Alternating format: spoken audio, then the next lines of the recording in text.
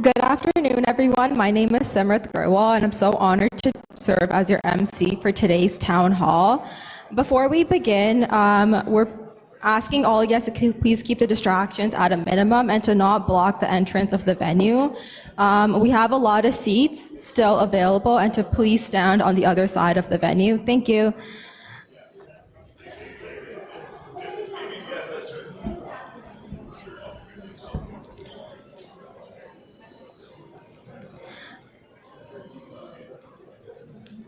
All right, thank you. Look, we get started. I want to thank all of you guys to take time out of your Sunday afternoon to join us here today at a town hall where we're speaking about Indian transnational repression and extortion in Canada.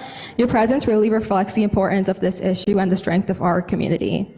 I'd like to say thank you to all the members of Parliament and the members of provincial Parliament that are joining us today. And additionally, I'd like to show gratitude to Rod Power, Regional Councillor of Ward 7 and 8, Harkirat Singh, Deputy Mayor, Regional Councillor of Ward 9 and 10, Dennis Keenan, Regional Councillor of Ward 3 and 4, Navjeet Kaur Barar, Regional Councillor of Ward 2 and 6, and Brampton Mayor Patrick Brown.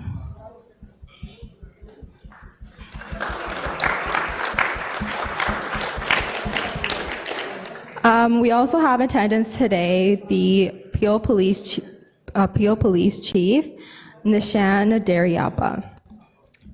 Today's town hall addresses a very important issue that is deeply significant to all Sikhs across the Canadian diaspora, and all Canadians as abroad.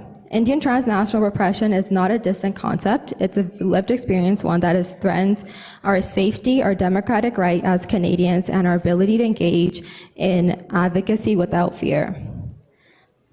As Sikhs, our history has taught us to defend for justice, protect the vulnerable, and prioritize the well-being for our broader community. In that spirit, grounded in clarity, unity, and courage, is that today we gather.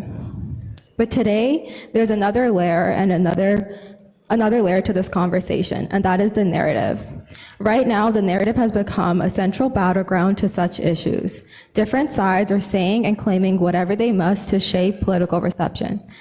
And when the narrative becomes contested, the truth can be easily drowned in strategic framing, what we call a 5D chess. Calculated moves are meant to confuse, distract, and redefine the issues entirely. Right now, we've seen India go from being a threat to Canadians to an economic partner without accountability. This is why we gather here today. Our job today is to cut through the noise and center the truth, and to ground these issues with lived experiences of our community. And this is not meant to be a political event to spin the narrative and to spin the narrative for convenient storytelling. This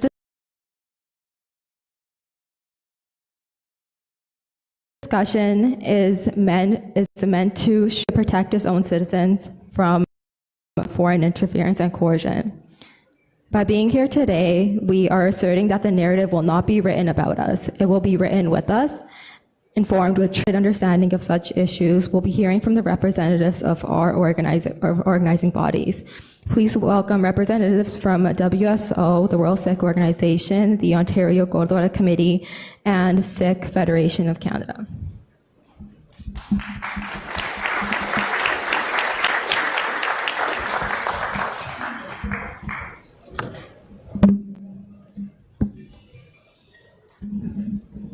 Waheguru ji ਕਾ ਖਾਲਸਾ ਵਾਹਿਗੁਰੂ ਜੀ ਕੀ ਫਤਿਹ। ਮੈਂ ਪੰਜਾਬੀ ਦੇ ਵਿੱਚ ਸ਼ੁਰੂ ਕਰੂੰਗਾ। ਸਾਰੀ ਸੰਗਤ ਦਾ ਬਹੁਤ ਬਹੁਤ ਧੰਨਵਾਦ ਆਉਣ ਵਾਸਤੇ। ਤੇ ਇਹ ਮਸਲਾ ਜਿਹੜਾ ਆ ਇਹ ਸਾਡੀ ਹੋਂਦ ਦਾ ਆ, ਇਹ ਬਹੁਤ ਹੀ ਜ਼ਿਆਦਾ ਗੰਭੀਰ ਆ ਤੇ ਵਨ ਕੋਸਟ ਤੋਂ ਲੈ ਕੇ ਦੂਸਰੇ ਕੋਸਟ ਤੱਕ ਸਾਨੂੰ ਇਹ ਸਟੋਰੀਆਂ ਆ ਰਹੀਆਂ ਨੇ। ਮਤਲਬ ਮੈਂ ਵੈਂਕੂਵਰ ਤੋਂ ਲੈ ਕੇ ਮੌਂਟਰੀਅਲ ਦੀ ਗੱਲ ਕਰ ਰਿਹਾ ਆ। ਹਰੇਕ ਸ਼ਹਿਰ ਦੇ ਵਿੱਚ ਇਹ ਜਿਹੜਾ ਮਸਲਾ ਹੈਗਾ ਆ ਇਹ ਉੱਠ ਰਿਹਾ ਆ। ਸੋ ਬਾਕੀ ਆਪਾਂ ਆਪਣੀ ਆਵਾਜ਼ ਇੱਥੇ ਆਪਣੇ ਇਲੈਕਟਡ ਅਫੀਸ਼ੀਅਲਸ ਪੁਲਿਸ ਨਾਲ ਸਾਂਝੀ ਕਰ ਸਕਦੇ ਹਾਂ ਤੇ ਉਹ ਵੀ ਸਾਨੂੰ ਜਵਾਬਦੇਹ ਹੋਣਗੇ ਕਿ ਉਹ ਕੀ ਕਰ ਰਹੇ ਨੇ ਇਸ ਮਸਲੇ ਵਾਸਤੇ. So I'm going to actually start out on behalf of the World Sikh Organization of Canada to try and put us all on the same page when it comes to how we see this issue and what we think are the foundational facts that everyone needs to be clear on. So for us, as a Sikh community, we've lived with foreign interference and transnational oppression for the past 40 years. For 40 years, our community has known that India targets members of our community, whether that's for visa coercion, economic coercion, or even assassination. But for us, it was a foundational moment, it was a transformational moment when on October 14th, 2024, our RCMP, elected officials and government officials made some things very clear. So these aren't things that I am saying. These are the things that our government and police have told us. So let me go through them. The RCMP announcement said that homicides, extortions, and violent acts in Canada were linked to agents of the government of India. That there were over a dozen credible threats to pro-Khalistan Sikhs in Canada. That there's been interference in democratic processes. And that India has used the Bishnoi gang as a proxy to create fear in Sikh communities. And I'm going to quote from what Prime Minister Trudeau said. This is literally a quote from him. He said, "It seems like folks within the Indian government have decided to create violence and unlawfulness in Canada as a way of demonstrating the point that they're trying to make. And that point is that Canada is lawless, insecure." We learned from the RCMP that Indian diplomats and consular officials were involved in clandestine intelligence gathering, and that Canadians and businesses were being coerced and threatened to gather information for India. And when the RCMP and senior Canadian officials presented evidence to their Indian counterparts, India refused to cooperate. And as a result, six Indian diplomats were thrown out of Canada for suspected roles in criminal activities. That's what we learned from our government officials. And I want to go through some other facts. These are facts. The first fact is that the Deputy Foreign Affairs Minister, David Morrison, testified that India's Home Minister, Amit Shah, who is the right-hand man of Prime Minister Narendra Modi, had personally ordered the campaign of violence and intelligence gathering against Sikhs in Canada. This is not me saying it. This is the Deputy Foreign Affairs Minister of Canada. That India's Home Minister, Amit Shah, has directly ordered these activities here in Canada. The next is our NSIA, Natalie Drouin, her testimony in front of a parliamentary committee. She said that India collected intelligence on Sikhs in Canada through diplomatic channels and proxies, then passed it on to Indian authorities who were working with the Lawrence Bishnoi gang to commit criminal activities and hits here in Canada. This is our NSIA, saying that the Bishnoi gang is being directly influenced and directed by the government of India. One other fact that I'd like to share with you. So with Prime Minister Carney coming to power, in May 2025, the Privy Council office, before Prime Minister Carney's first call with Prime Minister Narendra Modi, sent a briefing note which said that Canada would require a public commitment from India on accountability efforts to be mutually agreed upon. Public accountability measures. We haven't seen any of that. And the final fact that I'd like to share with you is that despite the fact that India's new High Commissioner to Canada insists very publicly that India has never engaged in foreign interference or transnational repression, in June 2025, this year, the Indian government appointed Parag Jain, a former Punjab police officer accused of extrajudicial killings, torture, as the new head of its intelligence wing, RAW. And the most interesting thing there is that he was posted in Ottawa as a diplomat from 2015 to 2018.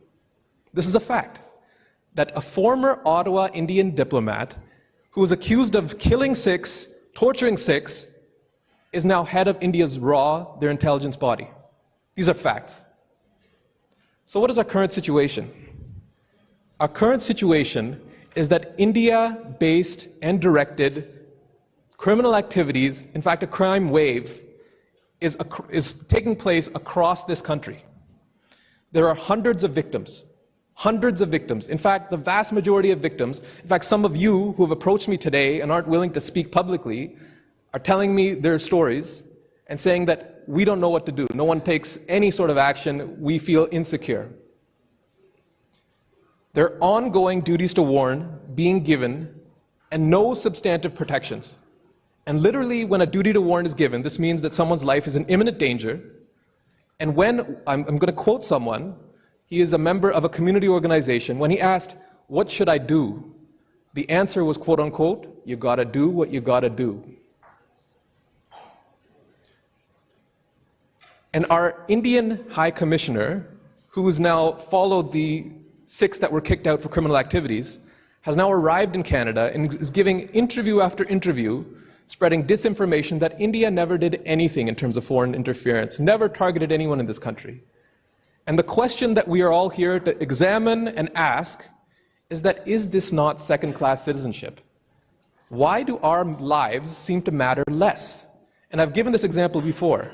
If the Russian government employed Russian gangs to target Ukrainian dissidents here in Canada and killed some of them, would our government be re-engaging with Russia on oil? Would we be inviting President Putin to come here and have a weekend in the mountains?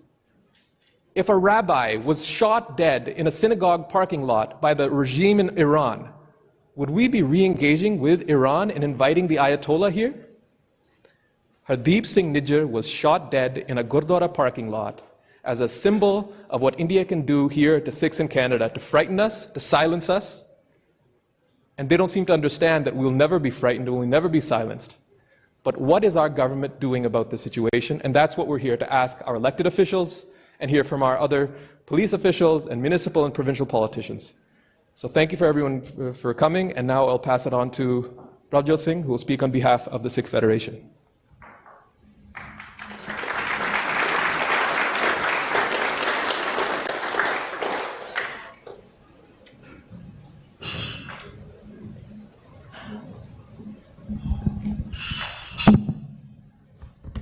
Waheguru ji ਕਾ ਖਾਲਸਾ ਵਾਹਿਗੁਰੂ ਜੀ ਕੀ ਫਤਿਹ.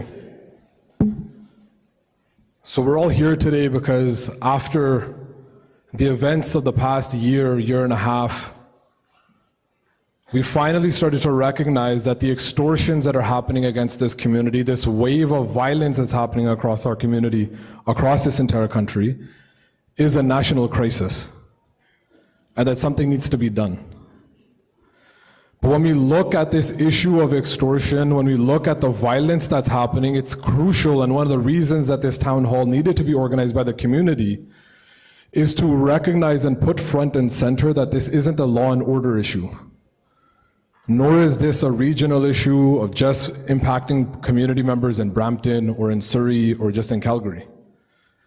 This is a national security issue, and the root of this issue is foreign interference and transnational repression. The extortions and the violence we're seeing are a symptom of Indians' coordinated attacks on this country and the Sikh community. ਇਹ ਜਿਹੜਾ ਫਰੋਤੀਆਂ ਦਾ ਸਿਲਸਿਲਾ ਚੱਲ ਰਿਹਾ, ਇਹ ਅਸਲ ਵਿੱਚ ਬਿਮਾਰੀ ਨਹੀਂ, ਇਹ ਬਿਮਾਰੀ ਦੇ ਲੱਛਣ ਆ. ਪਿੱਛੇ ਸਾਨੂੰ ਪਤਾ ਵੀ ਕਿਹਦਾ ਹੱਥ ਕਿਹਦੇ ਆਰਡਰ ਦਿੱਤੇ ਜਾ ਰਹੇ ਆ, ਜਿਹਦੇ ਕਰਕੇ ਇਹ ਸਾਰਾ ਸਿਲਸਿਲਾ ਸ਼ੁਰੂ ਕੀਤਾ ਗਿਆ. ਤੇ ਜਿਵੇਂ ਭਾਈ ਬਲਪ੍ਰੀਤ ਸਿੰਘ ਨੇ ਵੀ ਆਖਿਆ ਤੇ ਪਹਿਲਾਂ ਵੀਡੀਓ ਵੀ ਚੱਲ ਰਹੀ ਸੀਗੀ, ਇਹ ਸਾਰੀਆਂ ਗੱਲਾਂ ਕੈਨੇਡੀਅਨ ਗਵਰਨਮੈਂਟ ਦੇ ਜਿਹੜੇ ਸੀਨੀਅਰ ਅਫੀਸ਼ੀਅਲ, ਏਜੰਸੀ ਦੇ ਸੀਨੀਅਰ ਅਫੀਸ਼ੀਅਲ ਦੇ ਮੂੰਹੋਂ ਉਹਨਾਂ ਨੇ ਆਪ ਇਹ ਗੱਲਾਂ ਮੰਨੀਆਂ. So the reason we needed to organize this town hall, gathering all of Canada's largest Sikh advocacy organizations and institutions and major gurdwara across this entire country, in a series of town halls, starting today, next week, going across to the West Coast as well, is because there's an increasing trust deficit between the community and the government today. Because we know that the root of the violence that's impacting our communities is originating in India, but it's this government's lack of action and the U-turn and this realignment with India that's enabling or failing to stop India's violence in its tracks. So when we look at India's actions, one thing is unequivocally clear, that India is in a category of its own when we talk about foreign interference and transnational repression. China, Russia, Iran, no other country has come to this country, assassinated a citizen, a leader of our community, and targeted dozens of other individuals for assassination, and unleashed a spree, a coordinated a wave of violence across this country that was coordinated from the consulates and embassies itself. India is engaged in electoral interference, it's engaged in disinformation, and one of the most concerning and dangerous forms of foreign interference is this idea of cognitive warfare. So last year, a lot of individuals who followed the findings of the Foreign Interference Commission knew that there was evidence that came from CSIS that India is engaging in cognitive warfare. Cognitive warfare is a form of warfare and a form of aggression that takes neuroscience, digital technologies, and combines them with psychological operations. Not just to spread confusion, but to manipulate public perceptions and community decision-making across the country, within the community and in terms of the government. And CSIS has released and unclassified documents that were released to the Commission that are unequivocally clear that India seeks to use cognitive warfare techniques to promote a pro-India and anti-Sikh, anti-Khalistan narrative in Canada using these techniques. And when Prime Minister Trudeau was questioned at the Foreign Interference Commission last year about this violence, about the nature of this violence and its objectives, as Balpreet Singh shared, the Prime Minister, under oath, testified before the Commission that it's individuals within the Indian government that are creating violence and unlawfulness in Canada as a way of demonstrating a point that they're trying to make, that there is violence and unlawfulness in Canada. So this is going beyond the threshold of disinformation and psychological operations and trying to spread confusion and panic just through false news. Senior level government officials orchestrated, coordinated, and directed violence across this entire community to create this perception of lawlessness in Canada and to target our community. And when you look at this idea of using criminal gangs and deputized criminals against communities in this manner, this isn't a new phenomenon. This is a matter of policy for the government of India. ਅੱਜ ਆਪਾਂ Bishnoi gang ਦੀ ਆਪਾਂ ਗੱਲ ਕਰਦੇ ਹਾਂ ਜਿਹਦੇ ਤੇ ਹੁਣ ਪਾਬੰਦੀ ਲੱਗ ਗਈ ਹੈ ਕੈਨੇਡਾ ਦੇ ਵਿੱਚ, ਪਰ ਸਾਨੂੰ ਪਤਾ ਵੀ ਇਹ ਕੋਈ ਨਵਾਂ ਇਹਨਾਂ ਦਾ ਹੱਥ ਕੰਡਾ ਨਹੀਂ ਹੈਗਾ। 80ਵਿਆਂ ਦੇ ਵਿੱਚ 90ਵਿਆਂ ਦੇ ਵਿੱਚ ਜਿਹੜੇ ਬਲੈਕ ਕੈਟ ਸੀਗੇ, ਆਲਮ ਸੈਨਾ ਹੋਈ, ਹੋਰ ਕਿੰਨੇ ਵੀ ਸੀਗੇ, ਇਹ ਜਿਹੇ ਟੋਲੇ ਜਿਹੜੇ ਇੰਡੀਅਨ ਸਰਕਾਰ ਇਹਨਾਂ ਦੇ ਕਰਿੰਦੇ ਸਿਕਿਉਰਿਟੀ ਏਜੰਸੀਆਂ ਤੋਂ ਬਾਹਰ ਹੋ ਕੇ ਜੋ ਸਿੱਖਾਂ ਦੇ ਖਿਲਾਫ ਹਿੰਸਾ ਵਰਾਉਂਦੇ ਸੀਗੇ, ਇਹ ਇੰਡੀਅਨ ਸਟੇਟ ਦੀ ਨੀਤੀ ਹੈਗੀ ਆ। ਇਹ ਕੋਈ ਇਤਫਾਕ ਜਾਂ ਕੋਇਨਸੀਡੈਂਸ ਨਹੀਂ ਹੈਗਾ। This is an intentional, premeditated, explicit policy decision by the government of India to use criminal gangs to target Sikh activists and dissidents, their family members, and to sow chaos. Human Rights Watch, Insaf, and a number of other human rights organizations have documented the use of these death squads throughout the 80s and 90s, and now it's happening with Lawrence Bishnoi and his gang as well. But the fundamental thing is that these gangs are deputized and directed by the government of India. Canada's Deputy Foreign Affairs Minister appeared before a parliamentary committee and explicitly acknowledged that it's India's Home Affairs Minister. This isn't some rogue officer sitting away and working off the corner of his desk. This is the second most powerful man in India who is coordinating the violence, using information that was collected from the consulates and embassies in Canada across this country.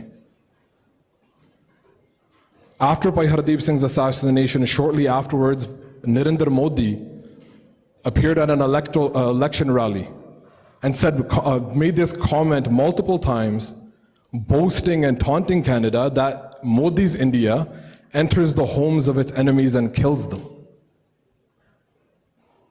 Ajit Doval, who's India's national security advisor, Natalie Drouin's counterpart, a couple of years ago, he went on the record speaking to a police graduating class at their training academies, who talks about how civil society is the new frontier of warfare. This is a senior official that attended the G7 with Prime Minister Modi with Prime Minister Carney shook hands and sat in that room and discussed trade deals. It's individuals who are boasting, celebrating, bragging about carrying out extrajudicial assassinations against our community in this country. And these are the individuals that Canadian government officials are meeting in back rooms during photo ops and shaking hands with. So when we talk about the need for these town halls, it's because of this trust deficit.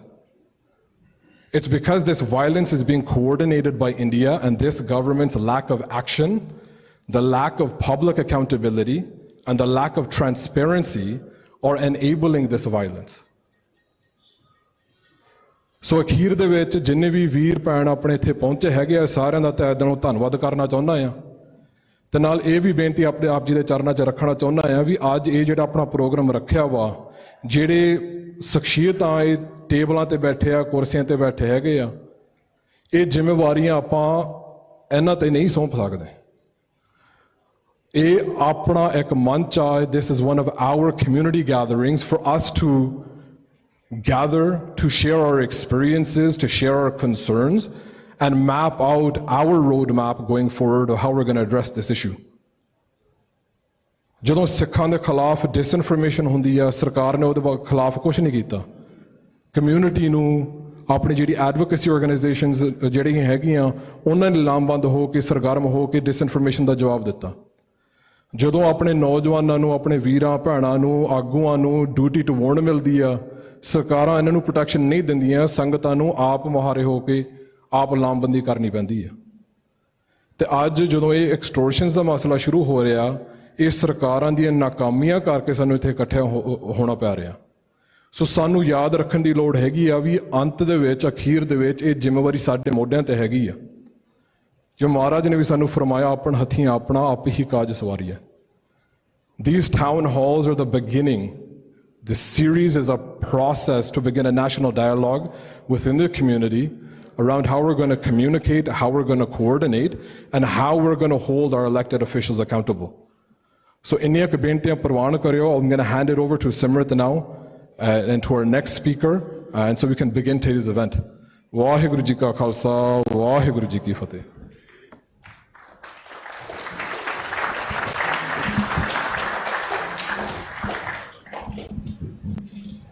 Waheguru Ji Ka Khalsa, Waheguru Ji Ki Fateh. I'm just going to take a few minutes, just like to welcome and thank all the elected officials that are here, our Honorable Mayor Patrick Brown, all the councillors, the Honorable Chief of Peel Police. Nish, thank you for coming. I just want to say just a couple of things. When we talk about extortions and transnational repression, it's not two different things. Both are tools used by one government to instill fear in us here. ਚਾਹੇ ਉਹ ਜਿਹੜੇ ਸਾਡੇ ਸਿੱਖ leader ਨੇ ਉਹਨਾਂ ਨੂੰ ਮਾਰਨ ਦੀਆਂ ਧਮਕੀਆਂ ਦੇ ਕੇ ਉਹਨਾਂ ਨੂੰ ਡਰਾਇਆ ਜਾਵੇ ਚਾਹੇ ਉਹ ਜਿਹੜੇ ਸਾਡੇ ਇੱਥੇ ਸਿਰ ਕੱਟ ਬਿਜ਼ਨਸਮੈਨ ਨੇ ਉਹਨਾਂ ਦੇ ਕੋਲੋਂ ਪੈਸੇ ਮੰਗ ਕੇ ਉਹਨਾਂ ਦੇ ਘਰਾਂ ਦੇ ਉਹਨਾਂ ਦੇ ਬਿਜ਼ਨੈਸਸ ਦੇ ਉੱਤੇ ਗੋਲੀਆਂ ਚਲਾ ਕੇ ਉਹਨਾਂ ਨੂੰ ਡਰਾਇਆ ਜਾਵੇ ਸਾਰੀ ਇੱਕੋ ਹੀ ਗੱਲ ਆ The reason we felt the need for this town hall meeting is because the sentiment in the community is that nothing is being done. All three levels of government is being represented here. Our law enforcement agencies are being represented here. So this is a chance for us, for our community to raise their voice, to make their voices heard. ਆਪਾਂ ਬਾਅਦ ਦੇ ਵਿੱਚ ਜਿਹੜਾ question answer period ਹੋਏਗਾ ਉਹਦੇ ਵਿੱਚ ਆਪਣੇ question ਵੀ ਪੁੱਛਾਂਗੇ ਪਰ ਸਾਨੂੰ ਇੱਕ ਗੱਲ ਬਹੁਤ ਚੰਗੀ ਤਰ੍ਹਾਂ ਸਮਝ ਲੈਣੀ ਚਾਹੀਦੀ ਆ ਕਿ ਇਹਦੇ ਪਿੱਛੇ ਕੋਈ ਗੈਂਗ ਆਪਣੇ ਤੌਰ ਤੇ ਕੰਮ ਨਹੀਂ ਕਰ ਰਿਹਾ ਜਦੋਂ ਇੱਥੇ ਕਿਸੇ ਗੁਰੂ ਘਰ ਵਿੱਚ ਬੈਠੇ ਹੋਏ ਬਿਜ਼ਨਸਮੈਨ ਨੂੰ ਜੋ ਕਿਸੇ ਪ੍ਰੋਗਰਾਮ ਨੂੰ ਅਟੈਂਡ ਕਰ ਰਿਹਾ ਉਹਨੂੰ ਵੀਡੀਓ ਕਾਲ ਆਉਂਦੀ ਆ ਇੰਡੀਆ ਦੀ ਜੇਲ੍ਹ ਦੇ ਵਿੱਚੋਂ ਤੇ ਦੂਜੇ ਪਾਸੇ ਲੋਰੈਂਸ ਬਿਸ਼ਨੋਈ ਬੈਠਾ ਹੁੰਦਾ ਕੈਮਰੇ ਦੇ ਸਾਹਮਣੇ ਤੇ ਉਹ ਕਹਿ ਰਿਹਾ ਹੁੰਦਾ ਕਿ ਜੇ ਤੂੰ ਪੈਸੇ ਨਾ ਦਿੱਤੇ ਤੇ ਇੰਨੇ ਦਿਨਾਂ ਵਿੱਚ ਤੇਰਾ ਕਤਲ ਕੀਤਾ ਜਾਊਗਾ ਇਹ ਲੋਰੈਂਸ ਬਿਸ਼ਨੋਈ ਨਹੀਂ ਕਰ ਰਿਹਾ ਇਹ ਉਹਦੇ ਤੋਂ ਕਰਾਇਆ ਜਾ ਰਿਹਾ ਆਪਾਂ ਨੂੰ ਇਹ ਗੱਲ ਬਹੁਤ ਚੰਗੀ ਤਰ੍ਹਾਂ ਸਮਝ ਲੈਣੀ ਚਾਹੀਦੀ ਆ ਮੈਂ ਫਿਰ ਕਹਿਣਾ ਚਾਹਣਾ ਕਿ transnational repression and extortions are not separate. They're being used by the Indian government to instill fear in our people here in Canada. ਸਾਡੀ ਜਿਹੜੀ ਨਵੀਂ ਗਵਰਨਮੈਂਟ ਆ, ਇਹਨਾਂ ਨੂੰ ਵੀ ਇਹ ਗੱਲ ਸਮਝ ਲੈਣੀ ਚਾਹੀਦੀ ਆ ਕਿ ਤੁਸੀਂ ਜਿੰਨੀਆਂ ਮਰਜ਼ੀ ਟ੍ਰੇਡ ਡੀਲ ਉਹਨਾਂ ਨਾਲ ਕਰ ਲਓ, ਤੁਸੀਂ ਜਿੰਨਾ ਮਰਜ਼ੀ ਬਿਜ਼ਨਸ ਉਹਨਾਂ ਨਾਲ ਕਰ ਲਓ, ਪਰ ਉਹਨਾਂ ਨੇ ਅੱਜ ਤੱਕ ਤੁਹਾਡੀ ਇੱਕ ਵੀ ਚੀਜ਼ ਜਿਹੜੀ ਤੁਸੀਂ ਉਹਨਾਂ ਦੇ ਉੱਤੇ ਬਲੇਮ ਲਾਏ ਸੀ ਉਹਨਾਂ ਨੂੰ ਐਕਨੋਲਜ ਨਹੀਂ ਕੀਤਾ ਕਿ ਅਸੀਂ ਉਹਦੇ ਵਿੱਚ ਇਨਵੋਲਵ ਸੀ। ਬਹੁਤ ਵੱਡੀ ਚਪੇੜ ਆ ਸਾਡੇ ਮੂੰਹ ਤੇ, ਕੈਨੇਡਾ ਦੀ ਸੋਵਰਨਟੀ ਉੱਤੇ, ਕੈਨੇਡਾ ਦੀ ਸਿਕਿਉਰਿਟੀ ਉੱਤੇ। ਬਸ ਇੰਨੀਆਂ ਕੀ ਬੇਨਤੀਆਂ ਕਿ ਇਹਨੂੰ ਆਪਾਂ ਬਹੁਤ ਸੀਰੀਅਸਲੀ ਲਈਏ। ਵਾਹਿਗੁਰੂ ਜੀ ਕਾ ਖਾਲਸਾ, ਵਾਹਿਗੁਰੂ ਜੀ ਕੀ ਫਤਿਹ।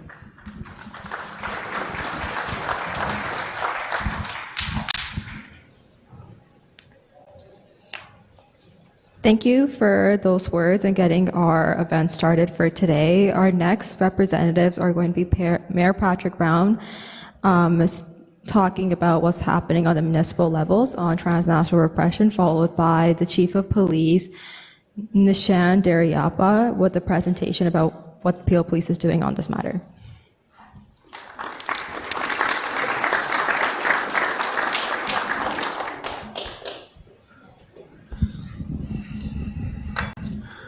Well, first of all, thank you so much to the Sikh Federation, World Sikh Organization, and the Ontario Gujaras Committee for hosting such an important town hall today. It's an honor to be here with my council colleagues, Deputy Mayor Harkirat Singh, Councillor Brar, and Councillor Keenan, Councillor Fertini. I believe a town hall is most effective when we look at the path forward. Rather than any of us pointing fingers, it's all about how can we own our areas of responsibility and deal with the very real fear that exists in our community. The city of Brampton is also the city that declared Jaswant Singh Kerala Day, a crusader for freedom and transparency in the midst of misinformation. And I think that declaration speaks to our DNA in Brampton, that we listen, that we advocate. And I can tell you, it was a number of years ago that the Ontario Gurdwara Committee came before our City Council and delegated about foreign interference in transnational crime. I think when we received that delegation, we were a little bit surprised. But the community knew and understood what was happening on the ground. We had got that delegation that it was foreign interference that was responsible for an extrajudicial killing in Surrey.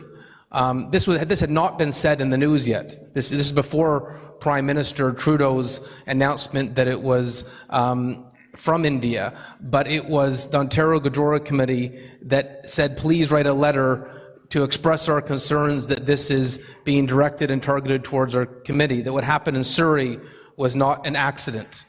And for me, the fact that you raised that concern before it was even released speaks to the connectivity you have with the community and the currency that you have. We understand that your advocacy is not without basis. It's based on the real fears and feedback you have from community. I also come here as someone who has received 2 death threats myself, and so when I get phone calls from residents who are horrified and they fear for their family, I've lived that experience where there's been, and I've had my own family very nervous about what is to come. I want you to know with Chief Nish and the Peel Regional Police that we have some of the best when it comes to combating transnational crime. And if you look at some of the advocacy that have come out of Peel Regional Police, we are on the forefront of raising issues that I believe are very relevant to the discussions today. It was, and joined by Chief Nish's Deputy Chief Milovic, who is one of the smartest law enforcement minds in the country when it comes to transnational crime. And I can tell you it was Peel Regional Police that was the first police force in the country that raised concerns about the Bishnoi gang. It's why publicly I went to Ottawa to meet with the public safety minister. I want to thank Ruby Sahota for setting up a meeting last June with the Public Safety Canada, the Justice Minister, of course the Combating Crime Minister, to speak about what we were seeing in Peel Region, about our concerns, about the brazen nature of Bishnoi's activities in the GTA. The fact that even driving on the Gardiner, I would see a decal of a car that it said Bishnoi Gang. It was that brazen and that terrifying in our community. The fact that the Government of Canada has responded with that designation, I think speaks to the fact that whether it's at a local level, a provincial level, because there was provincial advocacy around this as well, or at a national level, we're all trying to work together to combat transnational crime. I did want to share with you a few updates. I know the Chief will get into greater detail about this, but sometimes in the midst of an extortion, that gets spread across every WhatsApp group, but you don't hear as often about extortion-related charges. This year there's been 267 extortion-related charges.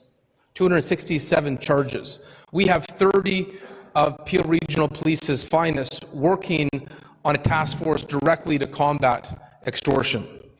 But that doesn't take away the scary realities we are facing. In 2023, there was 319 reports of extortion. In 2024, 490 reports. This year to date, in November, we have 436 reports. And I would note for those that, and we saw in the television coverage specifically concerned about Bishnoi, there has been 41 incidents where the person calling referenced the Bishnoi gang. So this is a scourge and a cancer in our society. And there must be zero tolerance in Canada, in Brampton, and Peel Region for any form of foreign interference, for any form of transnational crime. And I think today is an opportunity to have a conversation of what we can all do together to wipe this out in our region so families don't live in fear. And I know the fact that we have the Chief of Police here and his senior leadership team speaks to the fact that they're here to take notes to make sure that Brampton and Peel Region can be part of the solution to making sure that we don't need to see more senseless acts of criminality in our community. And to the organizers, thank you for putting this together today and looking forward to the recommendations that will flow from this discussion. And I believe the Chief has a presentation specifically on what the Peel Regional Police is doing to combat extortion. Before he does, I would just say that one of the first reports of Bishnoi-related extortions were coming out in Canada. We had a meeting with Public Safety Canada with the mayors in Edmonton and Surrey, and Dominic LeBlanc at the time was the Public Safety Minister, and they were very responsive to say, what can we do together to combat this? And I'm hoping that what flows from this town hall is that same sense of unity. It doesn't matter where you are in the country, it doesn't matter what level of government, but none of us want to tolerate this act of criminality on our soil. What's happened can't continue to happen. Thank you. Thank you. Come on, Waheguru Ji Ki Khalsa, Waheguru Ji Ki Fateh. My name is Nish. I'm the Chief of Police for Peel Regional Police. I have Deputy Chief Nick Milinovich, who is in charge of our emergency and investigative services. He has the command for our extortion task force, which I'm going to tell you about. I also have Deputy Chief Mark Andrews, who is also a Brampton resident, strong member of the community, in charge of our front line. In addition, I have multiple of my team members here that are able to assist should there be dialogue or questions. I first want to thank the organizers for giving us the opportunity to talk to you. For everybody's awareness, when there is an act of violence or extortion, it is the responsibility of the local municipal police service to investigate and respond to it. It's the same in Surrey, Edmonton, Calgary. Now we're seeing it even in Quebec, but it's us here at Peel Regional Police. I want to first acknowledge that there are people, business owners, victims, family members of victims that are here in this room that have been affected by it. I can tell you, and in addition to what Mayor Brown has spoken to, is we know it causes tremendous harm to all of you. And it doesn't just stop here in Peel. It radiates right across this country and internationally. We know that. But I'm here to tell you very clearly, we were not going to miss this opportunity to tell you that on behalf of Peel Regional Police, we're absolutely committed to investigate, respond, and stop every one of these incidents where we can as possible. And what you need to hear from me is that we have done things differently here in Peel, unlike any other municipality in this country, and I can assure you probably in North America from an investigative standpoint. Is it enough? Has it stopped it? No, unfortunately, we still continue to see the trends continue. But between Nick and I, we just want to tell you about the landscape here at Peel. So, as you all know, this is not new. We began to see the trends continue to increase over the last 2.5 years, but in the last half of 2023, we began to see a remarkable spike of these extortions. Can I tell you, if we had 1 or 2 a year over the last decade, that was normal. But as you can see from the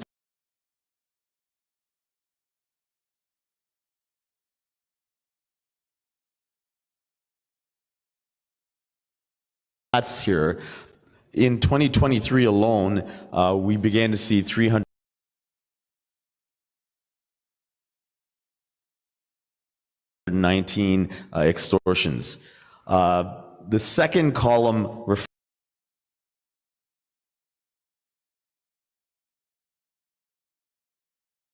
reflects the business owners or businesses that are targeted on social media, but then they also involved acts of violence, which I think we all know have occurred, and attack force. Can I tell you, we are the only, now Lower Mainland has just begun to undertake this, but we're the only police agency in North America to establish a task force. So what we did in the discussions with the deputies is to draw our best investigators, those that know the Sikh community, the South Asian community well, and bring them all into a dedicated, and do that. We had to take them from the front line, put them into special assignments, because we knew the complexity of this was continuing to increase. And we also began to see a lot of, let's say, criminals copying each other, doing the same thing.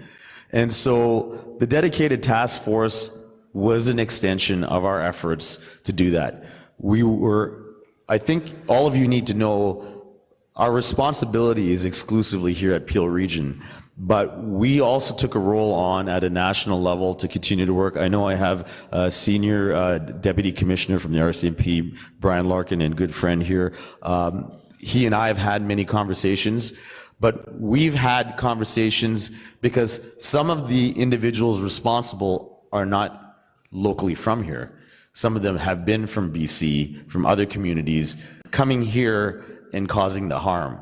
So throughout the year, we've had many conversations with the chiefs right across Canada, inclusive of even down to Sacramento, California, because we've had connections for US and Canadian back and forth. So this image is what we're showing you to see the spike we've seen increasing in 2024, as well as a slight reduction and now a spike again that we see back again. But the one thing I'd like to highlight to you is those 2 lines that indicate the number of people being charged and arrested. The projects have resulted in over almost close to 300 charges being laid. I can tell you we're not done yet. We will have more announcements coming in the future about more people being held responsible. As you know, the extension of our police agency to show a dedicated effort is one thing. We have local resources that are dedicated to it. We're working transnationally with our other agencies to investigate it.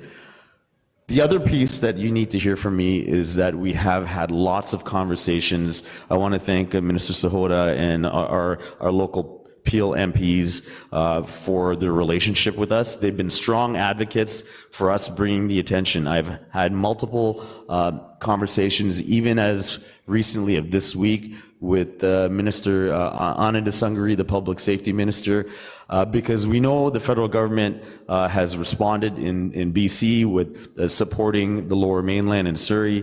But I can tell you, we have more incidents here in Peel than anywhere nationally aggregate. And so the efforts to support us is very critical. If I have the resources I need to respond, to arrest and charge individuals, I will do it. And there is more work to be done.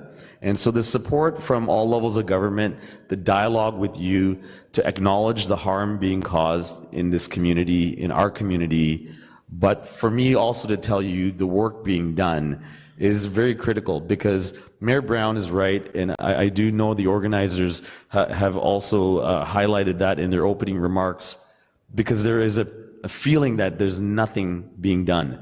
And we know that. It bothers us as much as it bothers you as a community. But if I didn't have the opportunity to tell you the work that's happening, the complexity in the investigations, the cyber crime related investigations, all the related charges that are happening, people that are being arrested, charged, and being prosecuted, is happening here in Peel. I can tell you that it is. And there is more work to be done. We know that. So I'm just going to invite Deputy Milinovich, who's responsible for our extortion task force, to speak to you a little bit about the details and the nuances. Nick? Excellent. Thank you, Chief. Maybe to start, I would just compliment some of what the Chief said, which is, first to thank you. Hold it nice and close. Thank you for the invitation to come here and have this conversation. As a police service, we have one objective responsibility, and that is to protect everybody in this room. And so as you see on the graph there, in 2023, we heard from our community. We heard about the anxiety and the pressures and what was happening. And we were the first police service nationally to initiate a task force. Since that time, and you'll see the figure there, it says over $8 million invested in resourcing and investigations to really fight extortions that were happening in our community. The reality is that that's a conservative figure. We've invested much more than that. We've had an extortion task force since we first became aware of the issue for our community. And I really believe that today's audience and the people that have come here today, extortions, we have a community that identifies what the issues are, but doesn't just identify them, will have the conversations with us and will come to us, and collectively, that's how we're going to approach this. So we currently have 30 members assigned to this task force. The Chief alluded to the fact that you can expect more announcements. We've laid hundreds of charges against dozens and dozens of people who come to our community to target our community. And we're going to continue to take that fight to anybody that would do that. And so our job, very simply, as a police service, is to work with you and then to hold the people accountable that would attempt to target you. And we're going to continue to do that. And I really hope that from the Chief's comments and from what I'm giving you, you understand and believe that we're in this with you. We are willing to commit whatever resources necessary. We are willing to come and have these conversations, and we're going to do everything we can in order to protect you. And I believe that we've done that. Now, what I would say, how you can help us is through conversations like this. If you hear about extortions in the community, or if you receive information of extortions, it is crucially important that you share that with us. Because not only will we investigate it from a police of jurisdiction perspective, but we have regular conversations with our federal partners. That is a really, really important piece. So, you know, one, this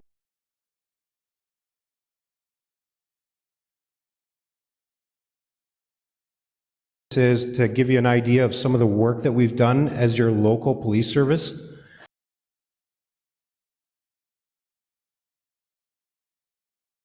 And we are your police service. But also to let you know what you can do to help in that fight. And this is a great example, probably one of the strongest advocates in the space of community safety anywhere in the country as far as mayors are concerned. And continue to have those conversations. And hand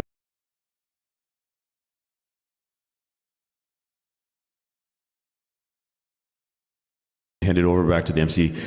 We know that there's a fear about reporting. We understand the extortions are underreported. There are people that are in this room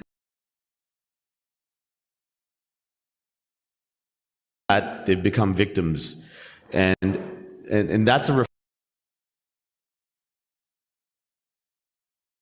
reflection of how much things have changed. To Nick's point and my point is that has changed. Things like duty to warns and those discussions leave people feeling very helpless. We know that. So our job from the policing standpoint is to do our very best with the resources we have. Any other community. Things that make Peel as beautiful and vibrant as it is being exploited by criminals. It's being exploited. We know we have a role to stop that, but the purpose of my time with you is to make sure you have full confidence that we here in the region are doing our best with our partners to make sure you are safe as best as we can.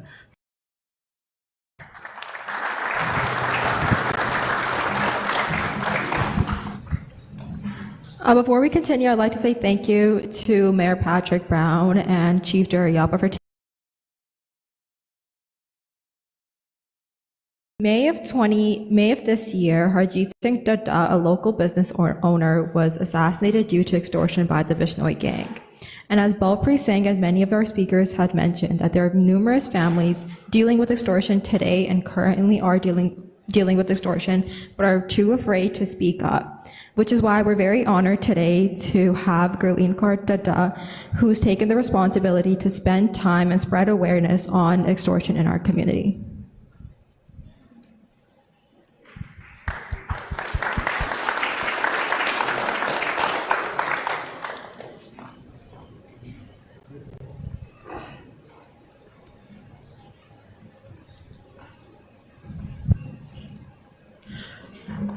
Waheguru Ji Ka Khalsa, Waheguru Ji Ki Fateh.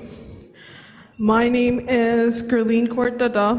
I'm the daughter of Harjit Singh Dada. My dad was the provider of our home.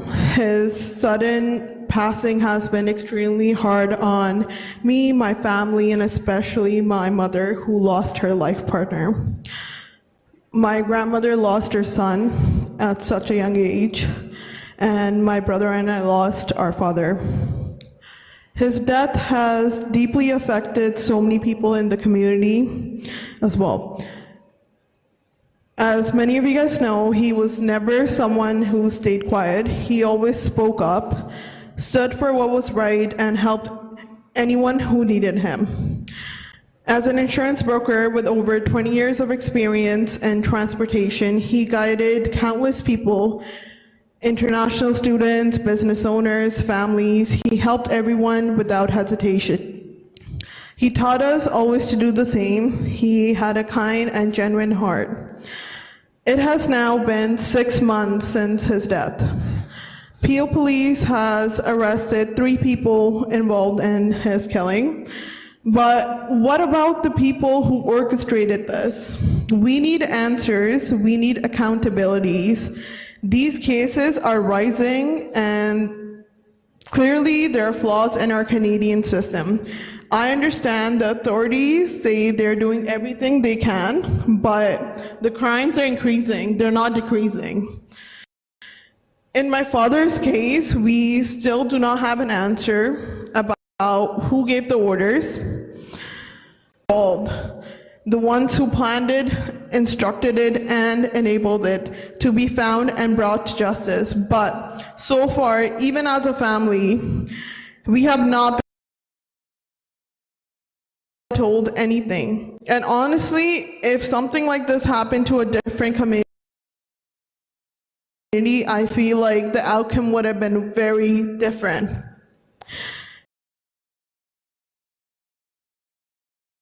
As there was this case in Surrey, Darshan Singh Sasi.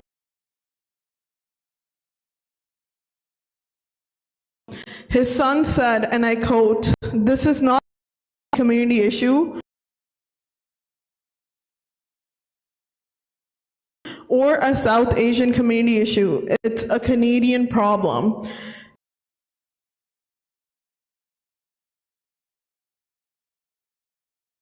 His family faced a very similar tragedy in British Columbia at the end of October. No family deserves this, and no community should have to live in fear because the real offenders continue to walk free. We're not asking for anything extraordinary. We're asking for justice that truly keeps its citizens safe. Today I stand here not only as a daughter who lost her father, but as a voice for countless families who have been affected by these rising crimes. Find people giving the orders, dismantle these networks, and prove that our lives and our safety matters. But my question still remains. How long must we wait for answer? How long must we wait for change? Our community cannot afford more silence, and my family cannot afford to wait another day for justice. For my father, for my family, and for every Canadian affected by these crimes, we will continue to speak and we will not stop until the truth comes to light. Thank you. Waheguru Ji Ka Khalsa, Waheguru Ji Ki Fateh.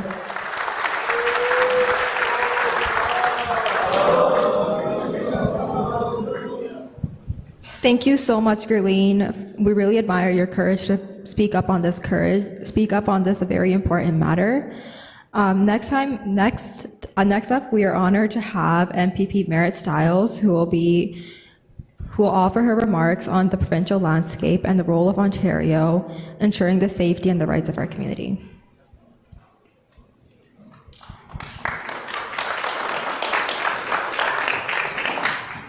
Thank you so much.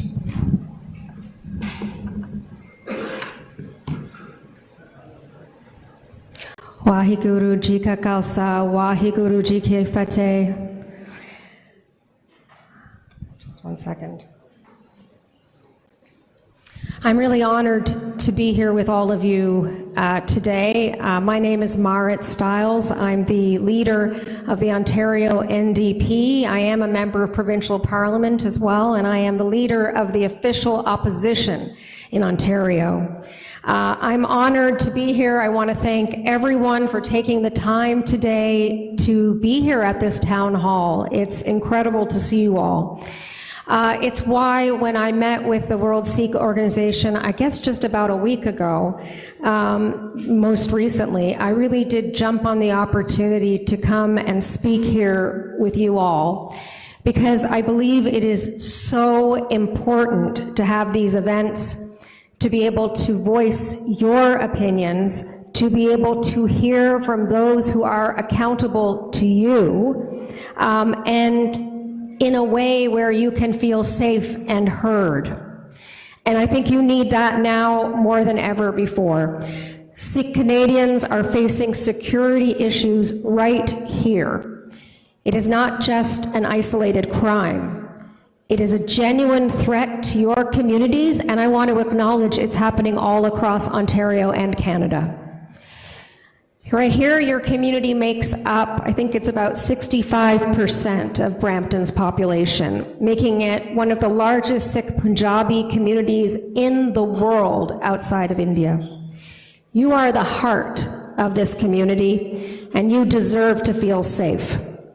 The transnational repression that's happening in our own backyard is real, and I want you to know that we see that and that this foreign intimidation has no place in our country.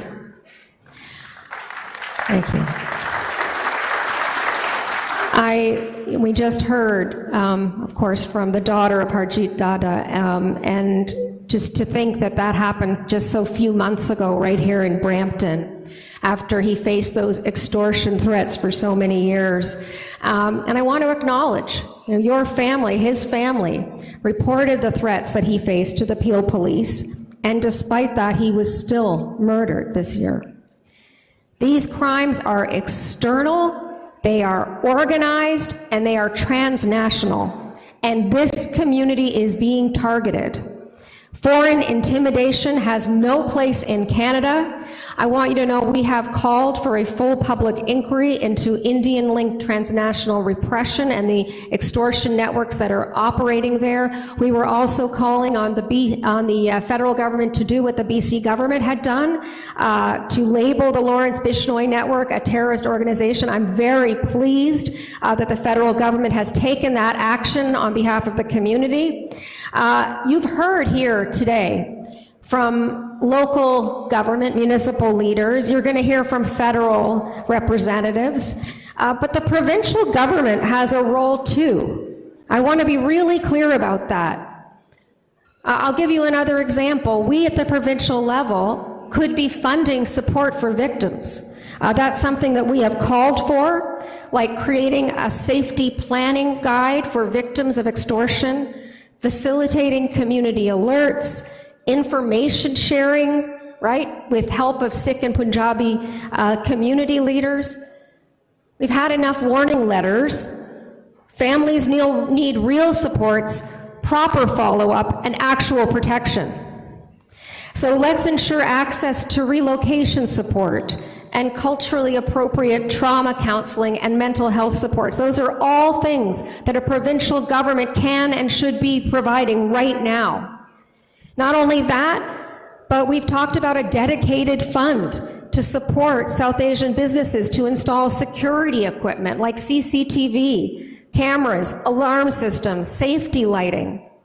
We want to host safety workshops and install shared surveillance infrastructure, while also working to share information in Punjabi to reduce stigma and encourage reporting and regular updates on the progress of Peel's Extortion Investigative Task Force. It was very good to hear some of that reporting today. The province also needs to step up and support our municipalities, like Brampton, because yes, local municipalities like Brampton, they have responsibility for local policing, but they are also covering all kinds of other costs that they shouldn't be covering in the province of Ontario. We need to relieve that pressure so that none of this is downloaded onto all of you. I want to say before I wrap up that I remain committed, and I really want to thank the WSO, the Gurdwara Council, all of the families who've been impacted for sharing their stories with us. We are ready to bring your concerns forward at Queen's Park, and we are your voice in the legislature. So, over the last few weeks in particular, I've grown increasingly frustrated as I see people in our communities here, but in every corner of this province, hurting and afraid for lots of different reasons. And I've personally reached my limit. I've been speaking up against corruption in our own government. I want to tell you, I didn't grow up wealthy or powerful, right? I grew up in a small farming family, but I have never been afraid to stand up to bullies or to speak up when something is wrong. It's how my parents raised me, and I think it's how your parents raised you too. I see the courage in this room. I hear the demand for public accountability, and I know what you are risking. I also get very angry when I see governments prioritize the rights of powerful at the expense of transparency and accountability and justice. Sikh Canadians deserve safety and dignity and freedom from intimidation and from extortion, period.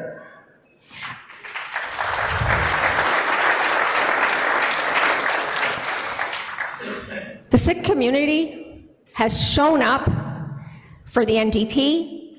You have shown up for all of us, of all political stripes. It is time for us, all of us, to show up for you. Thank you very much. Waheguru Ji Ka Khalsa, Waheguru Ji Ki Fateh. Thank you.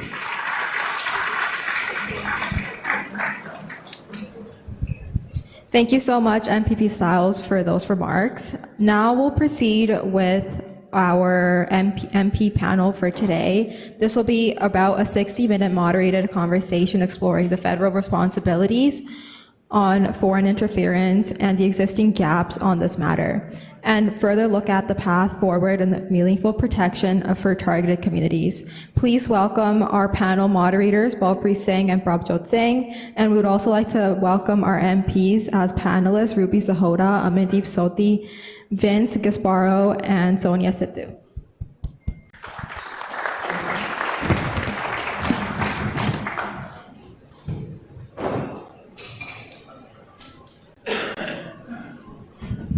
ਸੋ ਵਾਹਿਗੁਰੂ ਜੀ ਕਾ ਖਾਲਸਾ ਵਾਹਿਗੁਰੂ ਜੀ ਕੀ ਫਤਿਹ। ਅਗਲਾ ਜਿਹੜਾ programme ਆ ਹੁਣ ਮੋਡਰੇਟਡ ਜਿਹੜੇ question ਨੇ ਉਹ panel MPs ਤੋਂ ਪੁੱਛੇ ਜਾਣਗੇ ਤੇ ਉਸ ਤੋਂ ਬਾਅਦ ਜਿਹੜੀ ਸੰਗਤ ਆਈ ਆ ਉਹਨਾਂ ਨੂੰ ਵੀ ਮੌਕਾ ਦਿੱਤਾ ਜਾਊਗਾ ਕਿ ਉਹ ਵੀ ਆਪਣੇ ਸਵਾਲ ਪੁੱਛ ਸਕਣ ਤੇ ਸਵਾਲ ਜਿਹੜੇ ਨੇ ਉਹ ਪੰਜਾਬੀ ਦੇ ਵਿੱਚ ਤੇ ਇੰਗਲਿਸ਼ ਦੋਨੋਂ ਚ ਪੁੱਛੇ ਜਾਣਗੇ।